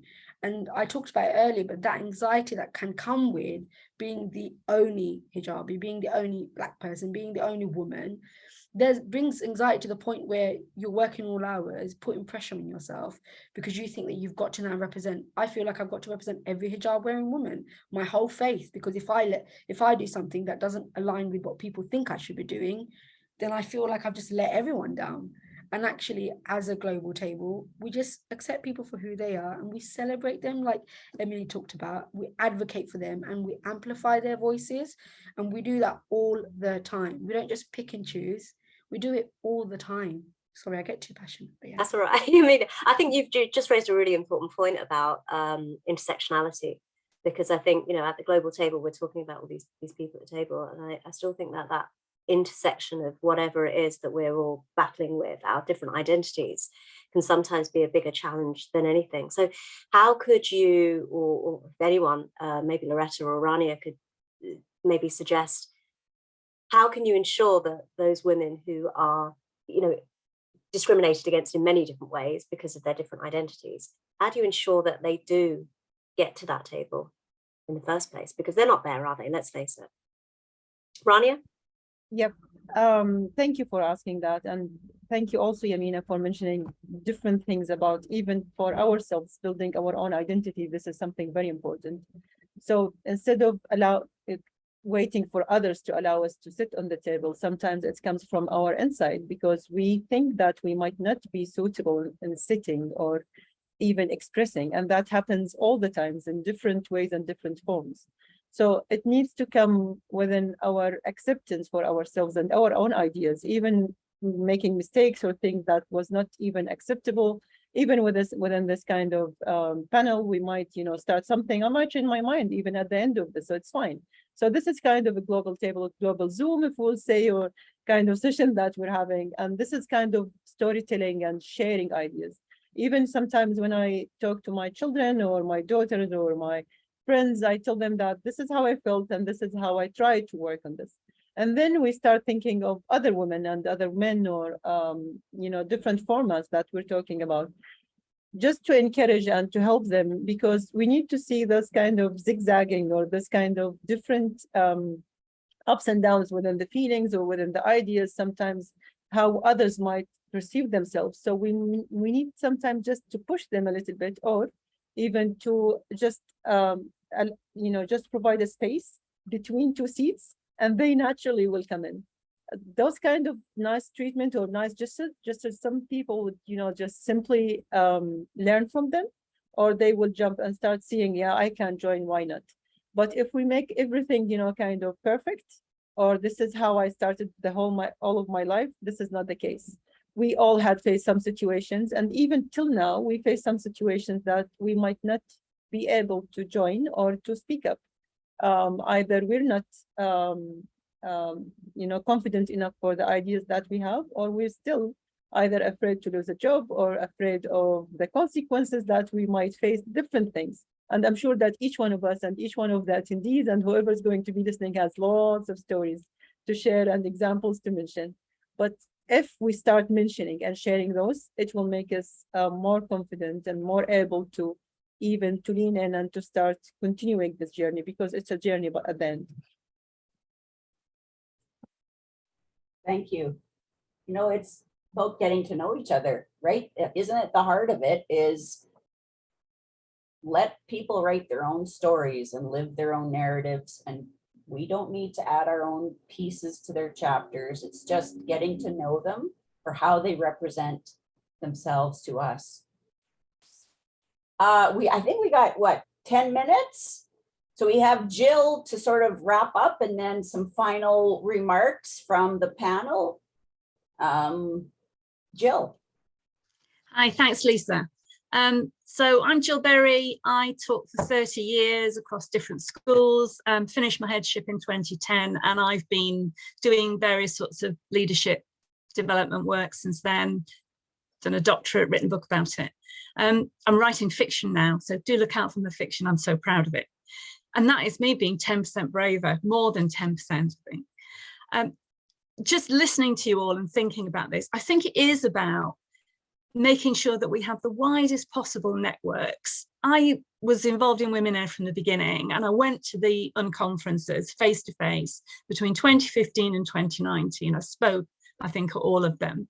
And it was great. I met lots of people. I learned lots of things. And then in 2020, when the pandemic hit, we had to have an online Unconference, which became a global online Unconference. And suddenly we were connecting across the world. And that is such an exciting proposition. So it's a classic example of something which is potentially a challenge becoming an opportunity, and seeing the chance to connect even more widely. I have learned so much from so many people, particularly women living in different societies, different countries, different cultures, whose lived experiences so different from my own. So it is about listening, Lisa. It is about learning. It's about sharing.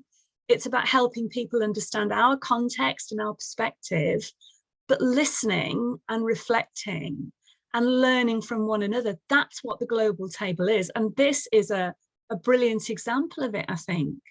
So in all the things that you said today have really resonated. And I think as long as we can be receptive, we're not trying to convince other people, we're trying to understand them and we're trying to support them. That's what the global table is to me. So it's been a privilege to hear you all in this session. I love Lisa's honesty and openness. We all have our biases, we all have our assumptions, we all have prejudices that sometimes we're not even aware of. So we need to be aware, we need to notice, we need to listen and learn. And that is the global table to me. So. Brilliant. Thank you, Jill. That's a really powerful message there, I think. You know, there's been, I think there's a humility in that, isn't there? That willingness to listen. We've got to be humble, and we've got to understand or acknowledge that we can learn from each other as well. And that's not always present, is it? Let's face it, it's probably the biggest challenge that we face. Final thoughts from our panelists. I'm going to kind of ask the question. Obviously, there's a lot of challenges in the world today that we're facing. You know, things that kind of set us back on this journey we think we're going on, and then it's like 10 steps forward, 5 steps back. You know, what are your hopes? What are your hopes for that global table, bearing in mind everything that's going on in the world today? I'll open that one up to anyone who wants to throw their thoughts in. Maybe start with Loretta, because she started herself.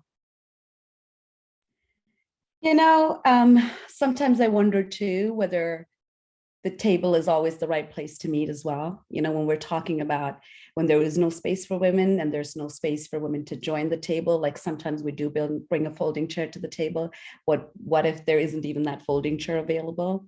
And my hope is that instead of like always just meeting at a table, we can also start meeting on the carpet in circles around the fire, that we have those opportunities to show up as our authentic selves, not just when we're there, but also in the ways that we meet and gather and are there for each other. Thank you. Yamina, do you want to go next? Your hopes and thoughts. I love that. I love that. Thank you, Loretta. I've just written that down.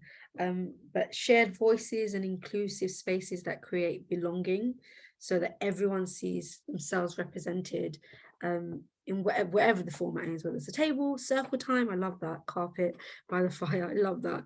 Wherever it is, you know, it's those inclusive spaces, but they show those shared voices, and that inevitably then hopefully lead to belonging, not just inclusion, but belonging.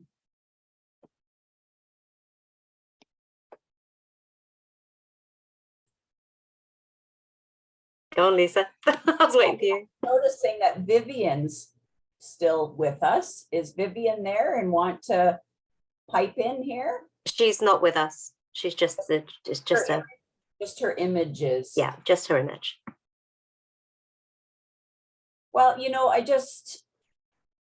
look forward to this conference every year because I will probably never make it to an in-person one that's in the UK, but listen, I don't mean to sound glib, but you know what?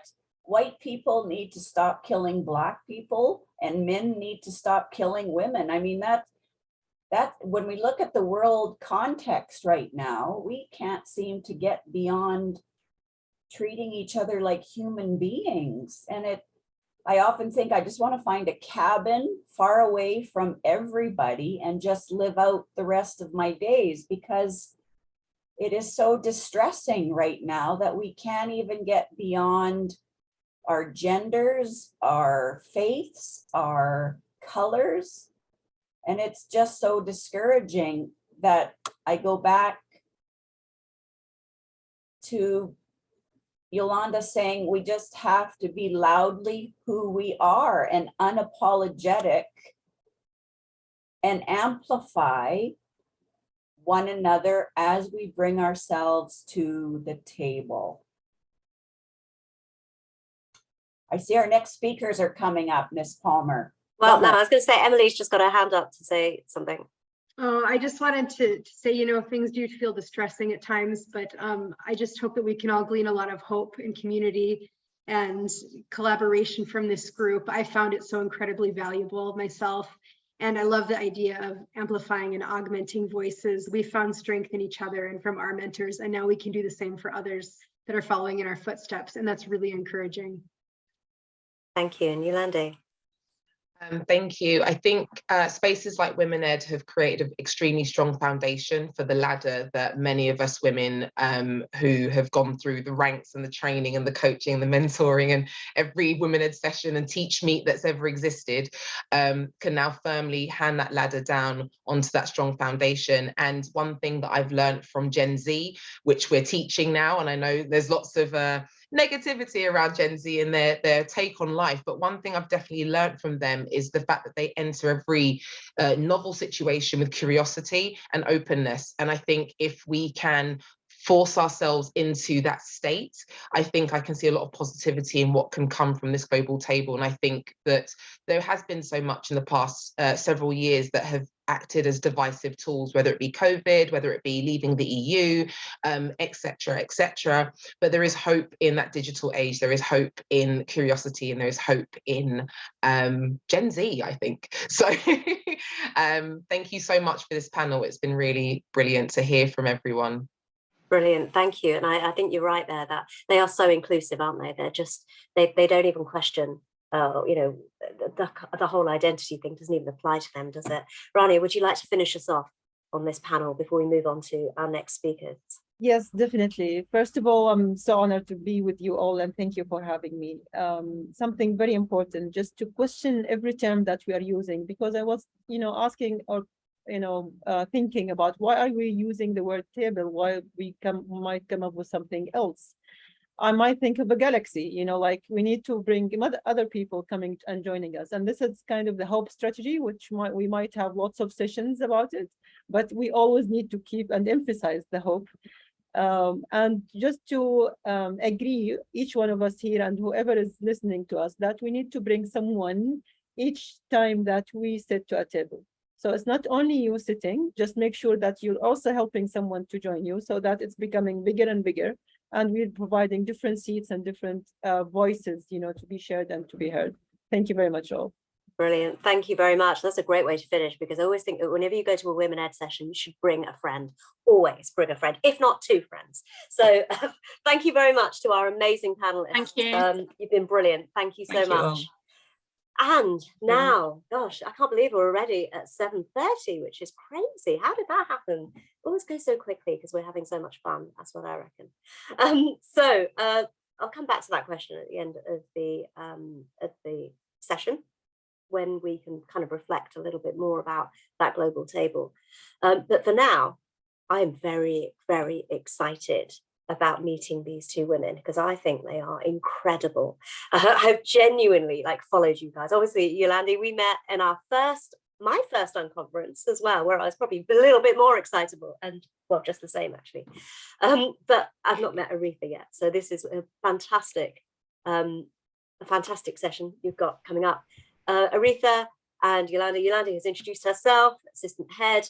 Aretha is a VP, specializing in SEND and safeguarding and lots of other amazing stuff I'll let her finish off with her introductions. But these wonderful women run the Mindful Equity Group as well, which is a fantastic network for BAME aspiring leaders, really. So I'm going to stop talking. Their session is on allyship and sponsorship, and we've heard a lot about that today. So here you go, ladies. Can you share your screens? Do you need to share screen? Oh, you're going to see some technological fumbling now, ladies. Okay. Let's see if I can make this work. Okay. Can we see a PowerPoint screen? Yes, we can. Look at me. There you go. All right. Okay. Okay. So, Aretha, I can't see your face because there are other people, but I get the sense that this is me now, so I'm going to do it. So, right. So, ladies, thank you so much for having us at this conference, this Unconference. As you already know, I'm Yolandi Harrowell. I'm half of Mindful Equity, and I'm joined by the wonderful Aretha Banton, who is an extraordinary powerhouse vice principal, and I will blow your trumpet all day long, Mrs.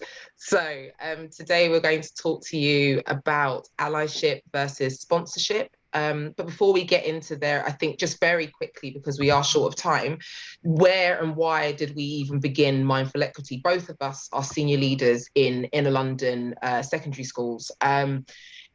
It's incumbent on all of us, and both of us believe this very strongly, that diversity is a social responsibility, and teaching that within schools, because the school society is a microcosm for the society that we want in the future.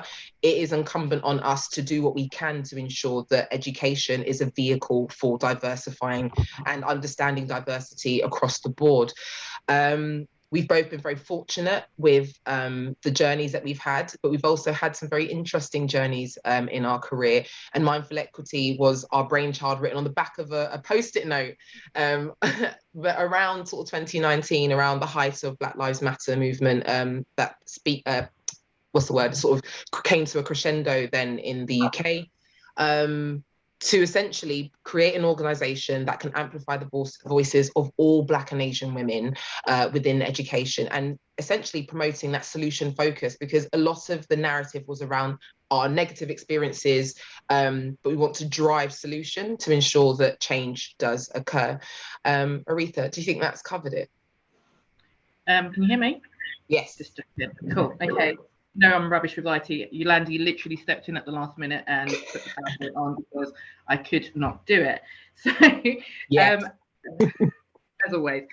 So yeah, I think for us, we just came together one day and just went, well, what can we do? What can we do to change and have a bit of an impact in terms of making sure that people that come into the profession after us have a different experience and a more positive experience, because actually some of our career journeys have been slightly, edgy, and we've had to learn along the way. And what we wanted to do was create a group which actually made sure that, or went some way to making sure that others didn't have the same challenges, didn't have to go and find out things for themselves. They could lean on other people. And that's really what our session is about. It's about allyship versus sponsorship, and actually, what does it mean to be an ally?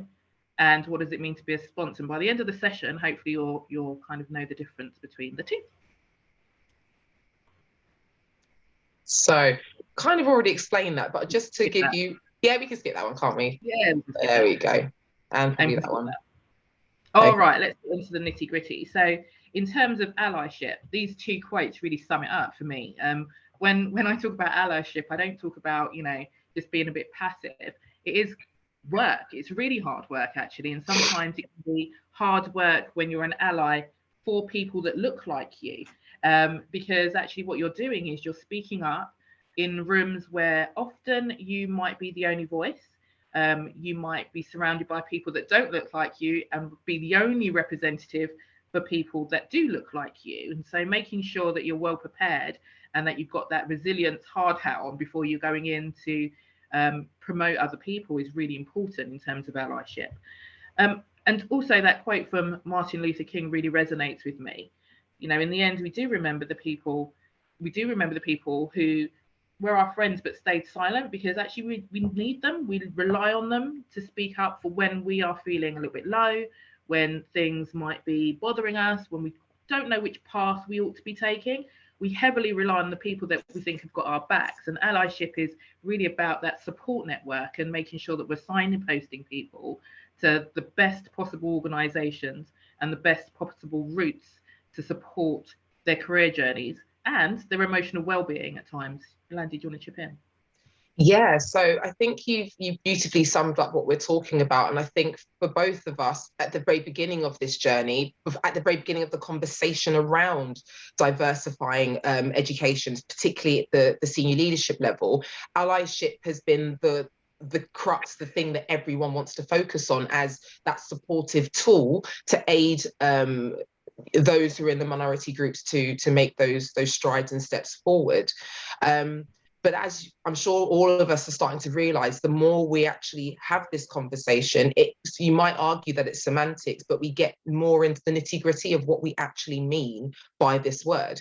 And just to echo what Aretha said at the beginning of her point there, allyship and anything that's supportive for minority groups will be an adjective. It has to be sorry, not an adjective, a verb. Yamina's going to be telling me off because she's an English teacher. A verb, it has to be a doing word. It's an action. We are called to act, to support. So hopefully by the end of this session, you'll start to see perhaps allyship isn't enough anymore. Okay, next slide.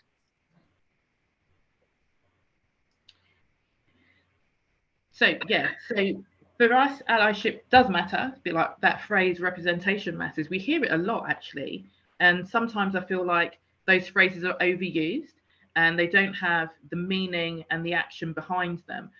We get token phrases, we get phrases that are just gestures. And for me, labeling yourself as an ally and saying, yes, I'm an ally and, I'll be there for you when you need it isn't enough. Being present isn't enough. Showing up isn't enough. Because by doing that, what you're actually doing is you're sustaining the status quo. You might be there to say the odd bit, but actually, are you having the impact? Are you changing anything? Are you making things better for the person that comes after you or for the person that you are an ally for? And the reason we kind of got to this session is because I actually went on my own pathway in terms of being an ally not too long ago. And it was around actually me being on a senior leadership table and watching how others were treated in a career, in a pathway, in a school that I was doing really well in, didn't need to, rock the boat in any way. But when I looked around at the treatment that other people were getting in terms of the voice being heard, the representation, the levels of promotion and recognition, I could see a real stark difference. And I thought to myself, well, you know, I'll say my piece, I'll chip in at, you know, have the one-to-ones with the boss and chip in and try and put things together. And actually, what I felt like I was doing wasn't enough. It didn't lead to sustainable change. It was very tiny, incremental steps in the right direction, nowhere near rapidly enough, and nowhere near impactful enough. And so I decided, actually, thinking about my role as an ally was really important. What is it that I wanted to achieve? Did I want to make people just feel supported and that they had a friend and a listening ear? Or did I want to create sustainable change? Did I want to disrupt things a little bit? Did I want to disrupt things a lot? Did I want to make sure that I was dragging people to believe actually in the cause that I was promoting? And so when I really reflected on my role, I found out I wasn't.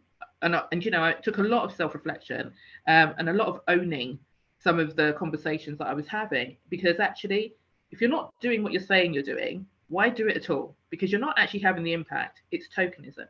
And so I decided to really split those terms, allyship and sponsorship, and think about, actually, do I want to be an ally, which is sitting there and being present and saying, yeah, come into my office and have a chat, or do I want to make that change and that long-term sustainable change? Do I want to change people's minds, their behaviours and their attitudes? And I decided it was the latter. Yolandi? So for me, similar to Aretha, when it comes to allyship, I've really struggled with it in recent times, particularly because when you move into a particular space where your confidence isn't as strong as it might be in your safe space. So for me, the education sector will always be my safe space. It's my bread and butter. It's what I know. And for many of the women on this Unconference, you will feel confident in your current position. And then when I took up the position of trustee on the board, and I share that role with people who are lords, with people who are part of the royal family, do I feel as confident to speak up when we're discussing, for example, there might be marginalized groups who deserve and should be receiving bursaries that we have collated to ensure that they actually have access to this incredible experience. Now, it is important that we don't just fill a space and sit in it.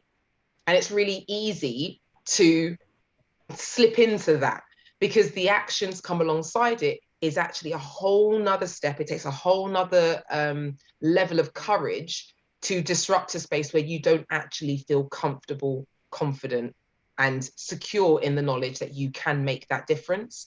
And I'm starting to do that now in this position. The more I attend trustee meetings, and we'll talk a little bit more about what actions and some tips on what it looks like, but essentially, don't get comfortable sitting in a space. It's not enough to fill a space. We need to actually act and disrupt within that space.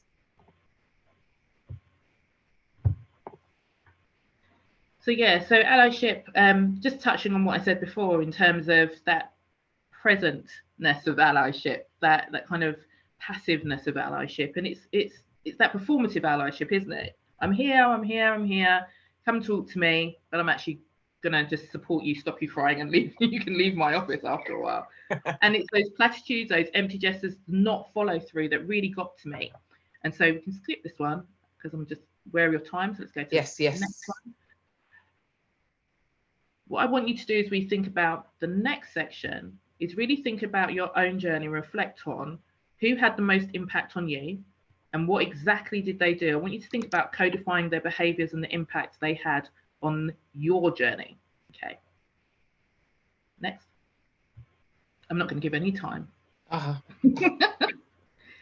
So for me, that term sponsorship, it's about people who put their reputation on the table. They go out of their way to create an opportunity for you.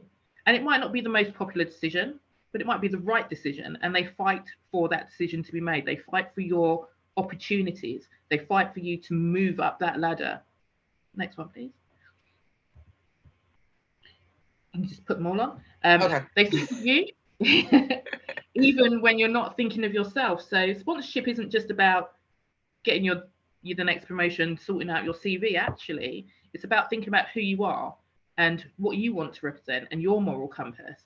And they're able to tease that out of you because they're taking the time to develop you as a practitioner, whilst also promoting and amplifying you. They challenge your thinking and they challenge the thinking of other people. What is it about you that makes you great? And what is it about you that you want me to share with other people so they know that you're great? They show up and they represent you even when you are not in that room, even when you're not in the building. They've still got your back. They're still promoting you. They're still representing you. They promote you and they have a clear explanation for why they're promoting you. Often with allies, sometimes we go back to that empty gesture and that platitude. I'll raise you as a possible for, you know, the next promotion or the next idea or the next activity. But what are they doing behind the scenes? And do they really know why? Are they promoting you because you're Black or Asian women, just to tick the box? And they can say job done and move on. Or why are they promoting you and they know your worth, your value, what you're going to add to the company, what you're going to add to education in this instance? Arifa, just to add to what you said there, I'm so sorry, just add to what you said there about when as teachers, we always talk about framing our praise, right? So when we talk to young people, we don't just say, oh, good girl, good boy. We say, well done for completing X or well done for doing X. And if we're qualifying the reason we're giving the praise for the person that we're amplifying, it means that actually it's valued and respected. And therefore it becomes that on that board table, on that senior management team, when you're having that conversation about that person you're bringing forward, you know, that head teacher, that executive head, that vice principal can really see, actually, I can analytically understand why you are praising and raising that person, rather than from an allyship perspective, where it can sometimes feel a little bit like I'm going to be the token Black person or the token hijabi woman or the token LGBTQ member of that community being put forward. Because, well, why? What is the reason for that? I need to know it, and so does the people above me who are going to select me. Absolutely. And that's where the kind of sustainable change comes in, isn't it? It's reframing how people think about minority groups, because it's not that tokenism, it is the value and it's the worth. And it is actually thinking about, and, you know, I'm going to take Yolandi as an example in terms of she's amazing at pastoral care, but actually she's amazing at curriculum too. So why give her pastoral care? What is it about Yolandi? What is it about Yolandi that makes you think that she's gonna, you know, want to go into that route of teaching? Actually, when we're promoting people like that, we're taking away that label, we're taking away that stereotype and saying, well, actually, your idea of what this person can do is completely wrong. We're challenging that, and we're challenging that with hard evidence rather than opinion. And I think that's really important if you're creating that change, because actually what you want to see is that person succeed. And what you want to see is the support given to that person based on their merit, rather than based on, you know, whatever marginalized group they're from. Usually. And I think the last point for me is we always talk about, you know, throwing down the ladder behind you so other people can climb up. Well, a sponsor doesn't throw down the ladder, because the ladder never gets taken away. That ladder is always there. So you don't have to fight, you don't have to ask for the opportunity, because that opportunity always is present. And I think that's really important, because often we're seeking out these little glitches as women. We're trying to find out, where's the route for me? Which way do I need to go? Well, the sponsor won't allow that to happen, because if you're a true sponsor, you're creating in your opportunities in your career pathway, in your CPD program, all of those opportunities to be present for all different types of people to access all of the time. 100%. I think we've got another slide. We do. There we go. You can do this one because I know you love it. Thank you. So earlier I mentioned semantics, right? But I think it's really important that when we are trying to have these conversations, particularly around challenging topics, that we do have a common language that we use, and being clear about the definitions that we're talking about here. So we're trying to compare the differences between allyship and sponsorship. So we think about allies, they are that support, that cheerleader, that advocate, the mentor. They develop your expertise, and many of us can think of in our minds that person who actually did refine a skill set, etc., etc. But that sponsor is promoting and amplifying you consistently, more often than not consistently. When we talk about amplification, what does it actually look like? It's being aware of and talking up that protege's accomplishments. And I can think of many instances of me feeling like a protege, and feeling that pathway being smoothened for me to progress. And oftentimes where it's like, I was almost being given like a gold star for doing something, but not really knowing why and why it was put forward. And that difference does actually end up denting your confidence, because if you don't know what you've done is good, then how will you know to repeat that again? We do these things for young people in our classrooms. Why are we not holding that same sort of psychological understanding when working with the people that in our teams? We've got the word boost. What does that look like? Formally nominating a protege for specific opportunities. And Aretha spoke about that bravery it takes to put somebody forward, but it's bravery with evidence. And that's where that bravery comes from, that courage comes from, because if you have that evidence that is concrete, I know that this person has delivered the impact. So for UK educators, we talk about that that intense implementation and impact with our Ofsted framework. But ultimately, if the evidence is there, then what is there to question at this point? We talk about connect. What does that look like? Introducing a protege and the importance of networks. And from Mindful Equity's stance, networks are hugely important, and we know they are because it's helped both of us in our careers and also the many women that we've had the pleasure of working with and supporting. Defend, which sounds almost a little bit combative, but it's really important that defense is put in place. And what does that look like? It's that challenge, having those difficult conversations in relation to negative perceptions. But if you also think about the biases that were mentioned in the previous panel, if you think about the sort of stereotypes that a lot of us hold, and if we walk into things with curiosity, and if you are in a situation where there isn't that curiosity, defense is necessary to protect that person's interests. Aretha, I think I've covered all of those. So to wrap up, what are our takeaways, Aretha? So your takeaway, actually, so, you know, true educators, we're going to give you some homework. So once you've reflected on your own pathway and who kind of was your sponsor and what their behaviours looked like, what I want you to think about, and this is really important because if we're going to create a network of sponsors, then we all have to do our part, is how will you sponsor someone else? So who will you sponsor and how exactly are you going to do it? So really unpicking the difference between allyship and sponsorship. What are you going to do? And, you know, this word codify, which I hate, but I've put it on the slide anyway. So codify your behaviours and the impact you hope to have. What is it that you're going to do differently if you're going to move from allyship to sponsorship? And what is the impact? What's the long-term sustainable impact you hope to have on that person, but also the organisation? Because nothing changes if you change something for one person. It changes when you change the thinking at organisational level. So really taking it from that passive kind of, yeah, I'm doing something, to actually I'm doing amazing stuff. And, you know, it goes back to the first slide, you know, go get your bag, because creating dreams is hard work. That's it. I think that's us done, guys. It's over, but we're good. Yeah. Thank you. I had never, ever considered thinking about sponsorship in this way. You know, for me, I've been in recovery for 17 years. Sponsor was fundamental to my becoming who I was, to hold me accountable for not using. And I just had never considered the bigger implications of somebody being a sponsor. So thank you for this. It was great. That's going to got me thinking for the rest of the day for sure about how to find sort of an educational sponsor. I love it. And being a sponsor myself. Thanks for that. Our next presenters are just on deck. And I hope I'm saying Sean's name correctly. Sean Williams and Flora Cooper. Are you there? Yes, we are. Did I say your name correctly?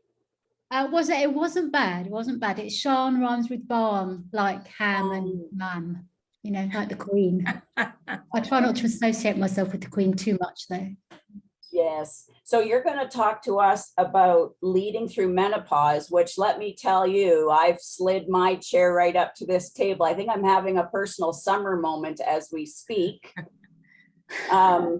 So thank you for joining us today, and take it away. Excellent. Thank you so much. So Sharn and I are on because we've never been face to face, Sharn. So this is incredible. We are on replicating because Sharon came on to TTR radio. Last time we did this, we were over the radio, so we weren't face to face. So Sharon, let's start by how you got into talking about menopause in the first place. Well, I think it was because I was going through the menopause around about the time that Davina put her first program out there about all of the myths about menopause, all of the lack of attention, and some of the amazing statistics that she gave about the fact that 51% of the people in this country will go through menopause, but it's an optional module if you're training to be a GP. So the likelihood of you finding a GP who understands what the menopause is and how to help and support you is so slim. So as I was just approaching menopause myself and starting those summer moments, as Lisa so beautifully put it, I wanted to speak to someone who was a specialist, someone who understood my body and a woman's body. And that was really difficult. And then I began to realize that I was teaching and leading, going through this most challenging moment of my life, and I didn't have anybody beside me. So I think it's probably what the girls were saying. It's about having an ally and having a sponsor. And I suddenly realized that I needed one, that I could be that for other people. Yeah, that's really important, actually. And what you said about what they were just talking about sponsorship and actually having someone to champion you and be there to support you. So when we were talking last, we were talking about being leaders in schools and having to support colleagues and having to actually implement things and put things into place for our workforce, because we know, obviously, especially in primary schools, most of the workforce is women. So this is going to be something that all leaders are going to deal with at some point. So what would you say then? What are the ways that leaders can support their colleagues and their team of women who are going through menopause? Well, I think, first of all, the message that we all have to get out there is that only women go through menopause, but as we know from the statistics, 60% of secondary heads are male. Fortunately, as you've said, less in primary school, but I think you have to, the most important thing is to start talking about it and getting as many people as possible talking about it without embarrassment and without that hushed, we don't want to talk about it in hushed tones, so that it becomes something that we talk about regularly. It's on the table, it's out there, and it's part of our policies, which brings me right on to the policy. Every school in the country should have a menopause policy. And if you haven't got one, if you follow me on Twitter, I will pin a template for a menopause policy on my Twitter feed, and we'll find, and I can email you if you direct message me as well. So, but every school should have a menopause policy, because like everything we do as a leader, when in doubt, go to the policy. When in doubt, check the policies and the protocols. So for me, that was the most important thing, but also that policy was a live, organic document that I added to as I began to find more experiences. So my Senko, for example, was going through the menopause, and I suddenly realized all the things that she needed to enable her to do her job. And these weren't add-ons, these weren't special little extras for somebody. This was what everybody should be entitled to, and 51% of our population. So it becomes essential that everybody talks about it, and it's something that I even did a presentation during whole school inset, so that everybody knew what we were doing and why we were doing it and how important it was, that this was not a taboo subject. Sorry, I've been trying to think of that word taboo for the last 5 minutes, but brain fog has kicked in and I couldn't think of it, but that's the word I was looking for and it popped into my head eventually. There's that brain fog we've talked about. It is, yeah. Which is actually perfect timing. And yeah, absolutely do follow Sharon, because the policies, she's helped me tremendously as a head teacher in a primary school. with, you know, understanding. So if you listen to our radio show on TTR radio, you will have heard us talking about it. I had no idea about menopause at all. So actually, I think for those people listening now, Sharn, and for people watching now and hearing us talk about menopause, let's go into the nitty-gritty. So let's actually now talk about what menopause actually is. Okay, so obviously we get to a point in our lives where we are biologically pointless. Okay, we don't matter anymore because we can't produce children. So the first of all thing is that it gives you that feeling of what's my reason, what's my point now, you know, and that's an instinctive feeling. It's not a out there, I'm pointless, I'm useless, but you start to get doubts, you start to get fears, and things start to kick in. I didn't really have a perimenopause, which is those sort of 5 years coming up to when menopause really kicks in, or at least I didn't think I did. But now looking back, some of the things that were beginning to happen to me from a well-being point of view, if I'd looked back and I'd started talking about it 5 years before, I would have realized that I was actually going through perimenopause. So anxiety, lack of sleep, that imposter syndrome that we all talk about. And I'm not even talking about the physical symptoms of menopause. What I'm talking about here is how, as a leader, it started to muddle my thinking. I mean, we've talked about brain fog. And, you know, when people talk about menopause, they think that must mean hot flushes and everybody doing this and giving the old lady in the corner a fan and she'll feel better. But it was much more about my mental well-being and how, if I wasn't careful, I would find myself feeling isolated and unsupported and really struggling to understand why I was feeling like I was feeling. So recognizing the symptoms of your mental well-being is as important as the physical symptoms, which are, of course, the slow. I mean, can I just say, I'm not a medical person. I don't have any medical qualifications. So I'm just talking about this from conversations and experience. So it is the slowing down of the periods. It's, for me, a little bit of hair loss. My skin changed tone because I'm not producing as much collagen, I think it is. But for me, it was all about those mental well-being symptoms and that anxiety that kicked in, and suddenly losing that ability to trust myself and my decisions and questioning myself, which I'd never done before. So that was something, it was great to get out there and start talking to people and finding that I wasn't the only one. Yeah, and we talked a lot about that because, you know, I had colleagues coming to me saying that they thought they were going crazy and they actually literally thought they were losing their mind. And, you know, before I spoke to you, I really had absolutely no understanding of perimenopause, menopause, or any of it, which is shocking when I think back that I am a leader of a primary school and I don't know what most of my staff are actually going through on a day-to-day basis. And when you talk about it and when you hear other people talking about it, you realize actually how scary it can be if you don't understand what's going on with you. Yeah, I mean, I've noticed in the chat that someone's mentioned sleep disruption.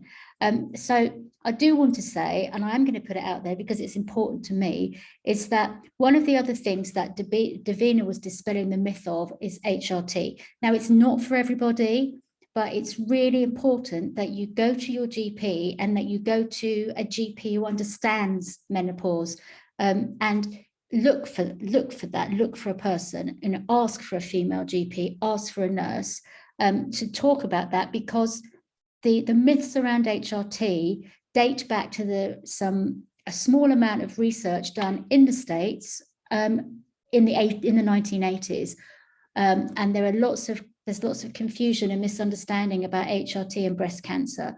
So it isn't for everybody, but what you need to do is you need to go and see your GP and you need to talk about it and see if HRT is useful for you. I mean, I didn't do it for 2 years before I started talking. So I did have some useful things. So CBD oil was very helpful with my sleep. Evening primrose oil was very helpful with my anxiety. But the HRT has been life-changing for me, absolutely life-changing. I'm not here to sell it, but it is, everybody, please, I ask you to at least look into it. It saved me, it absolutely saved me. I sleep 8 hours straight through now, straight through. I get up in the morning, the anxiety is all but gone. I think all that's left is natural leadership, imposter syndrome, but I would say hormone replacement therapy has to be explored by everybody. And we've actually got someone in the comments who said, you know, all of this is resonating with her. Anxiety, sleep deprivation, hot flushes, skin crawling, the list was endless. And she said HRT saved her. Yes, it is hormone replacement therapy. Someone else also came on, Sharon, and said, save me too. Sleep deprivation is a tool of torture for a good reason, drives you nuts. She also said, lovely to hear you speak, Sharon. Thank you, Nikki. Thank you, Nikki. So Sharon, I mean, we're already running out of time. So we are, yeah. You obviously, you are a leader yourself, gone through this as a leader, having this imposter feeling, which we feel anyways, but, you know, you talked about it being even, you know, on a much higher magnitude, this imposter feeling, you know, when you were going through menopause. So what were the worst symptoms that you had and how did that actually make you feel? Well, obviously the sleep deprivation, because you're tired all the time. So certainly if you're tired, you stop trusting your judgment anyway. But for me, it was the brain fog. And I always tell this lovely story. I was out on the sports field and I discovered that my head of maths wasn't on the sports field during sports day. So I went in to find him and said, are you coming out? Everybody's outside. Please come out. And he said, oh, I'm so sorry. I got distracted. Out he came. And we stood on the side watching the races and he said, I'm so sorry. I'm so sorry. And I wanted to say to him, it's okay. You've redeemed yourself. But I couldn't think of the word redeem. I just couldn't think of it. I knew there was a word like taboo. So I just said, it's okay. You have done good. You have done good. And that was it. That was all I could say to him because I just couldn't think of the word. So now what I say is, I'm thinking, I go, oh, hang on a minute, little bit of menopausal brain fog here. Hang on. Oh, yep, I've got it. And then I will carry on. And my leadership team now just go, they wait, and then we all carry on. And that's training. That is training for them. I mean, the first time I did it, there was like a moment's hesitation, but now they know it. And because they trust me and because of that openness, and it's Brene Brown, I know we all talk about her and Dare to Lead. It's being vulnerable doesn't mean being weak, but if you can be authentic and vulnerable at the same time and be strong in your conviction that it doesn't matter, because it doesn't mean you're not a bad leader, it just means that you're having a moment, then you can just carry on. And that's what I mean by talking about it and sharing with everybody your experiences, because then you feel that you're supported, that people are there with you, and that everybody understands that you're not going mad, you're just having a moment and it'll pass. And it does. And you carry on leading with superb results, I'm sure. Yeah, and I think this is a really important message to get across because, you know, as you said earlier, a lot of leaders in secondary schools and primary schools are men. And so we talk about this as women, but amongst women, we know that this subject is often taboo and we don't talk about it. We don't open up about it. We are scared to say what we're feeling or what we're going through. And I've asked in the panel now just to see if anyone has any questions. So hopefully if any questions come through, we can have a chance to answer them. But just final question then, Sharon, is if people are going through this and maybe they have a leader who isn't, they're feeling unsupported by the leadership in school, how do they ask for help? What advice would you give to people listening now who just don't know how to ask for help? Well, I go back to Yolandi, who was just talking just now. Find an ally, find someone who will come with you or who will support you. There will always be somebody there who has a voice. And, you know, we've got more and more allies around us. We have voices around us. So if you haven't got the courage, find someone who has and ask them to come with you. But, you know, the leadership team is full of women, and women will help and support you. And if all else fails, give me a call and I'll go around there and sort them out myself. So, you know, there's She always really will. that. No, that's great. And, you know, anyone who is listening, you know, do get in touch with Jarn. She's been instrumental for me and really helped me develop my policy, and hopefully will be coming into my school to speak with my staff. So, which is even, yeah, so it's amazing. So, and Flora, thank you for all your incisive questions. It really helps having a lovely face asking me the questions. It's not so scary then. Not a problem at all. Glad I could be of assistance. Well, thank you for that. You know, it's another biological bias, isn't it? It's the same bias that pregnant women go through, or breastfeeding women go through, or women who've had miscarriage. The male leaders in our schools need to acknowledge that the vast majority of their staff have these landmark incidents in their lives, and we cannot be held to a different standard, and we need to be accommodated for that. And I mean, the thing is, Lisa, what I'd say there is that we can choose to be pregnant and we can choose to breastfeed, but we can't choose menopause. There's no choice. Definitely. There's no choice. It's like death and taxes. If you're a woman, it will happen to you in some form or another. And that's why I was quite lucky because it was quite mild for me, but there are other people who are going through much worse than I went through. Yeah, that was me, by the way, in the chat. that was me with the horrendous symptoms. It was awful. So completely. It's the imperative. It's an imperative at employer to understand menopause, because if they don't do that, well, then you're going to lose a percentage of your workforce, and that. Yeah. Well, you will, because then they'll go off sick with mental well-being issues, and then you've lost them anyway. So, I mean, going back to your question, Flora, about how can we make people listen to us, the point is, it's that phrase long-term investment. If you invest in these people and you look after them, they will come into school and they will do their jobs for you. If you don't, you will lose them. So it's that we have to do it. We have to do it. Absolutely. We talked a lot about moral imperatives this evening, haven't we? Yeah. There's been a lot of them. Moral imperative to do it. It is, but this absolutely is. Thank you, ladies. Thank you, Flora. Thank you, Sian. So much. So lovely to have you with us. I have to say, your leading through menopause conference, unconference, whatever you want to call it, was fabulous last year. It was absolutely brilliant and so powerful, and such brilliant speakers as well. So thank you. Well, I think I'm doing something similar this year. So hopefully we'll get some more, some new speakers, and maybe we can even do it face to face. Brilliant. Well, if anyone is in Southeast, go along. And even if you're not in the Southeast, but you're in England and you can go along, then please do. I'm sure they'll welcome you. Thank you very much. Okay. So, Lisa, wow. We got to the end. How did we do that? I'm not quite sure. Somehow we made it. But it's, I have to say, it's been absolutely brilliant hearing all our speakers today. It's been fabulous that we've had so many people joining us as well. I think it's kind of important that we just reflect a little bit on that global table and what it means. And I think we've had so many different aspects of that today. A lot of talk about recruitment and retention, and the fact that if we don't include these people, we're going to lose them. And for me, I think the most important thing was that discussion about empathy and humility and the willingness to listen and learn from each other.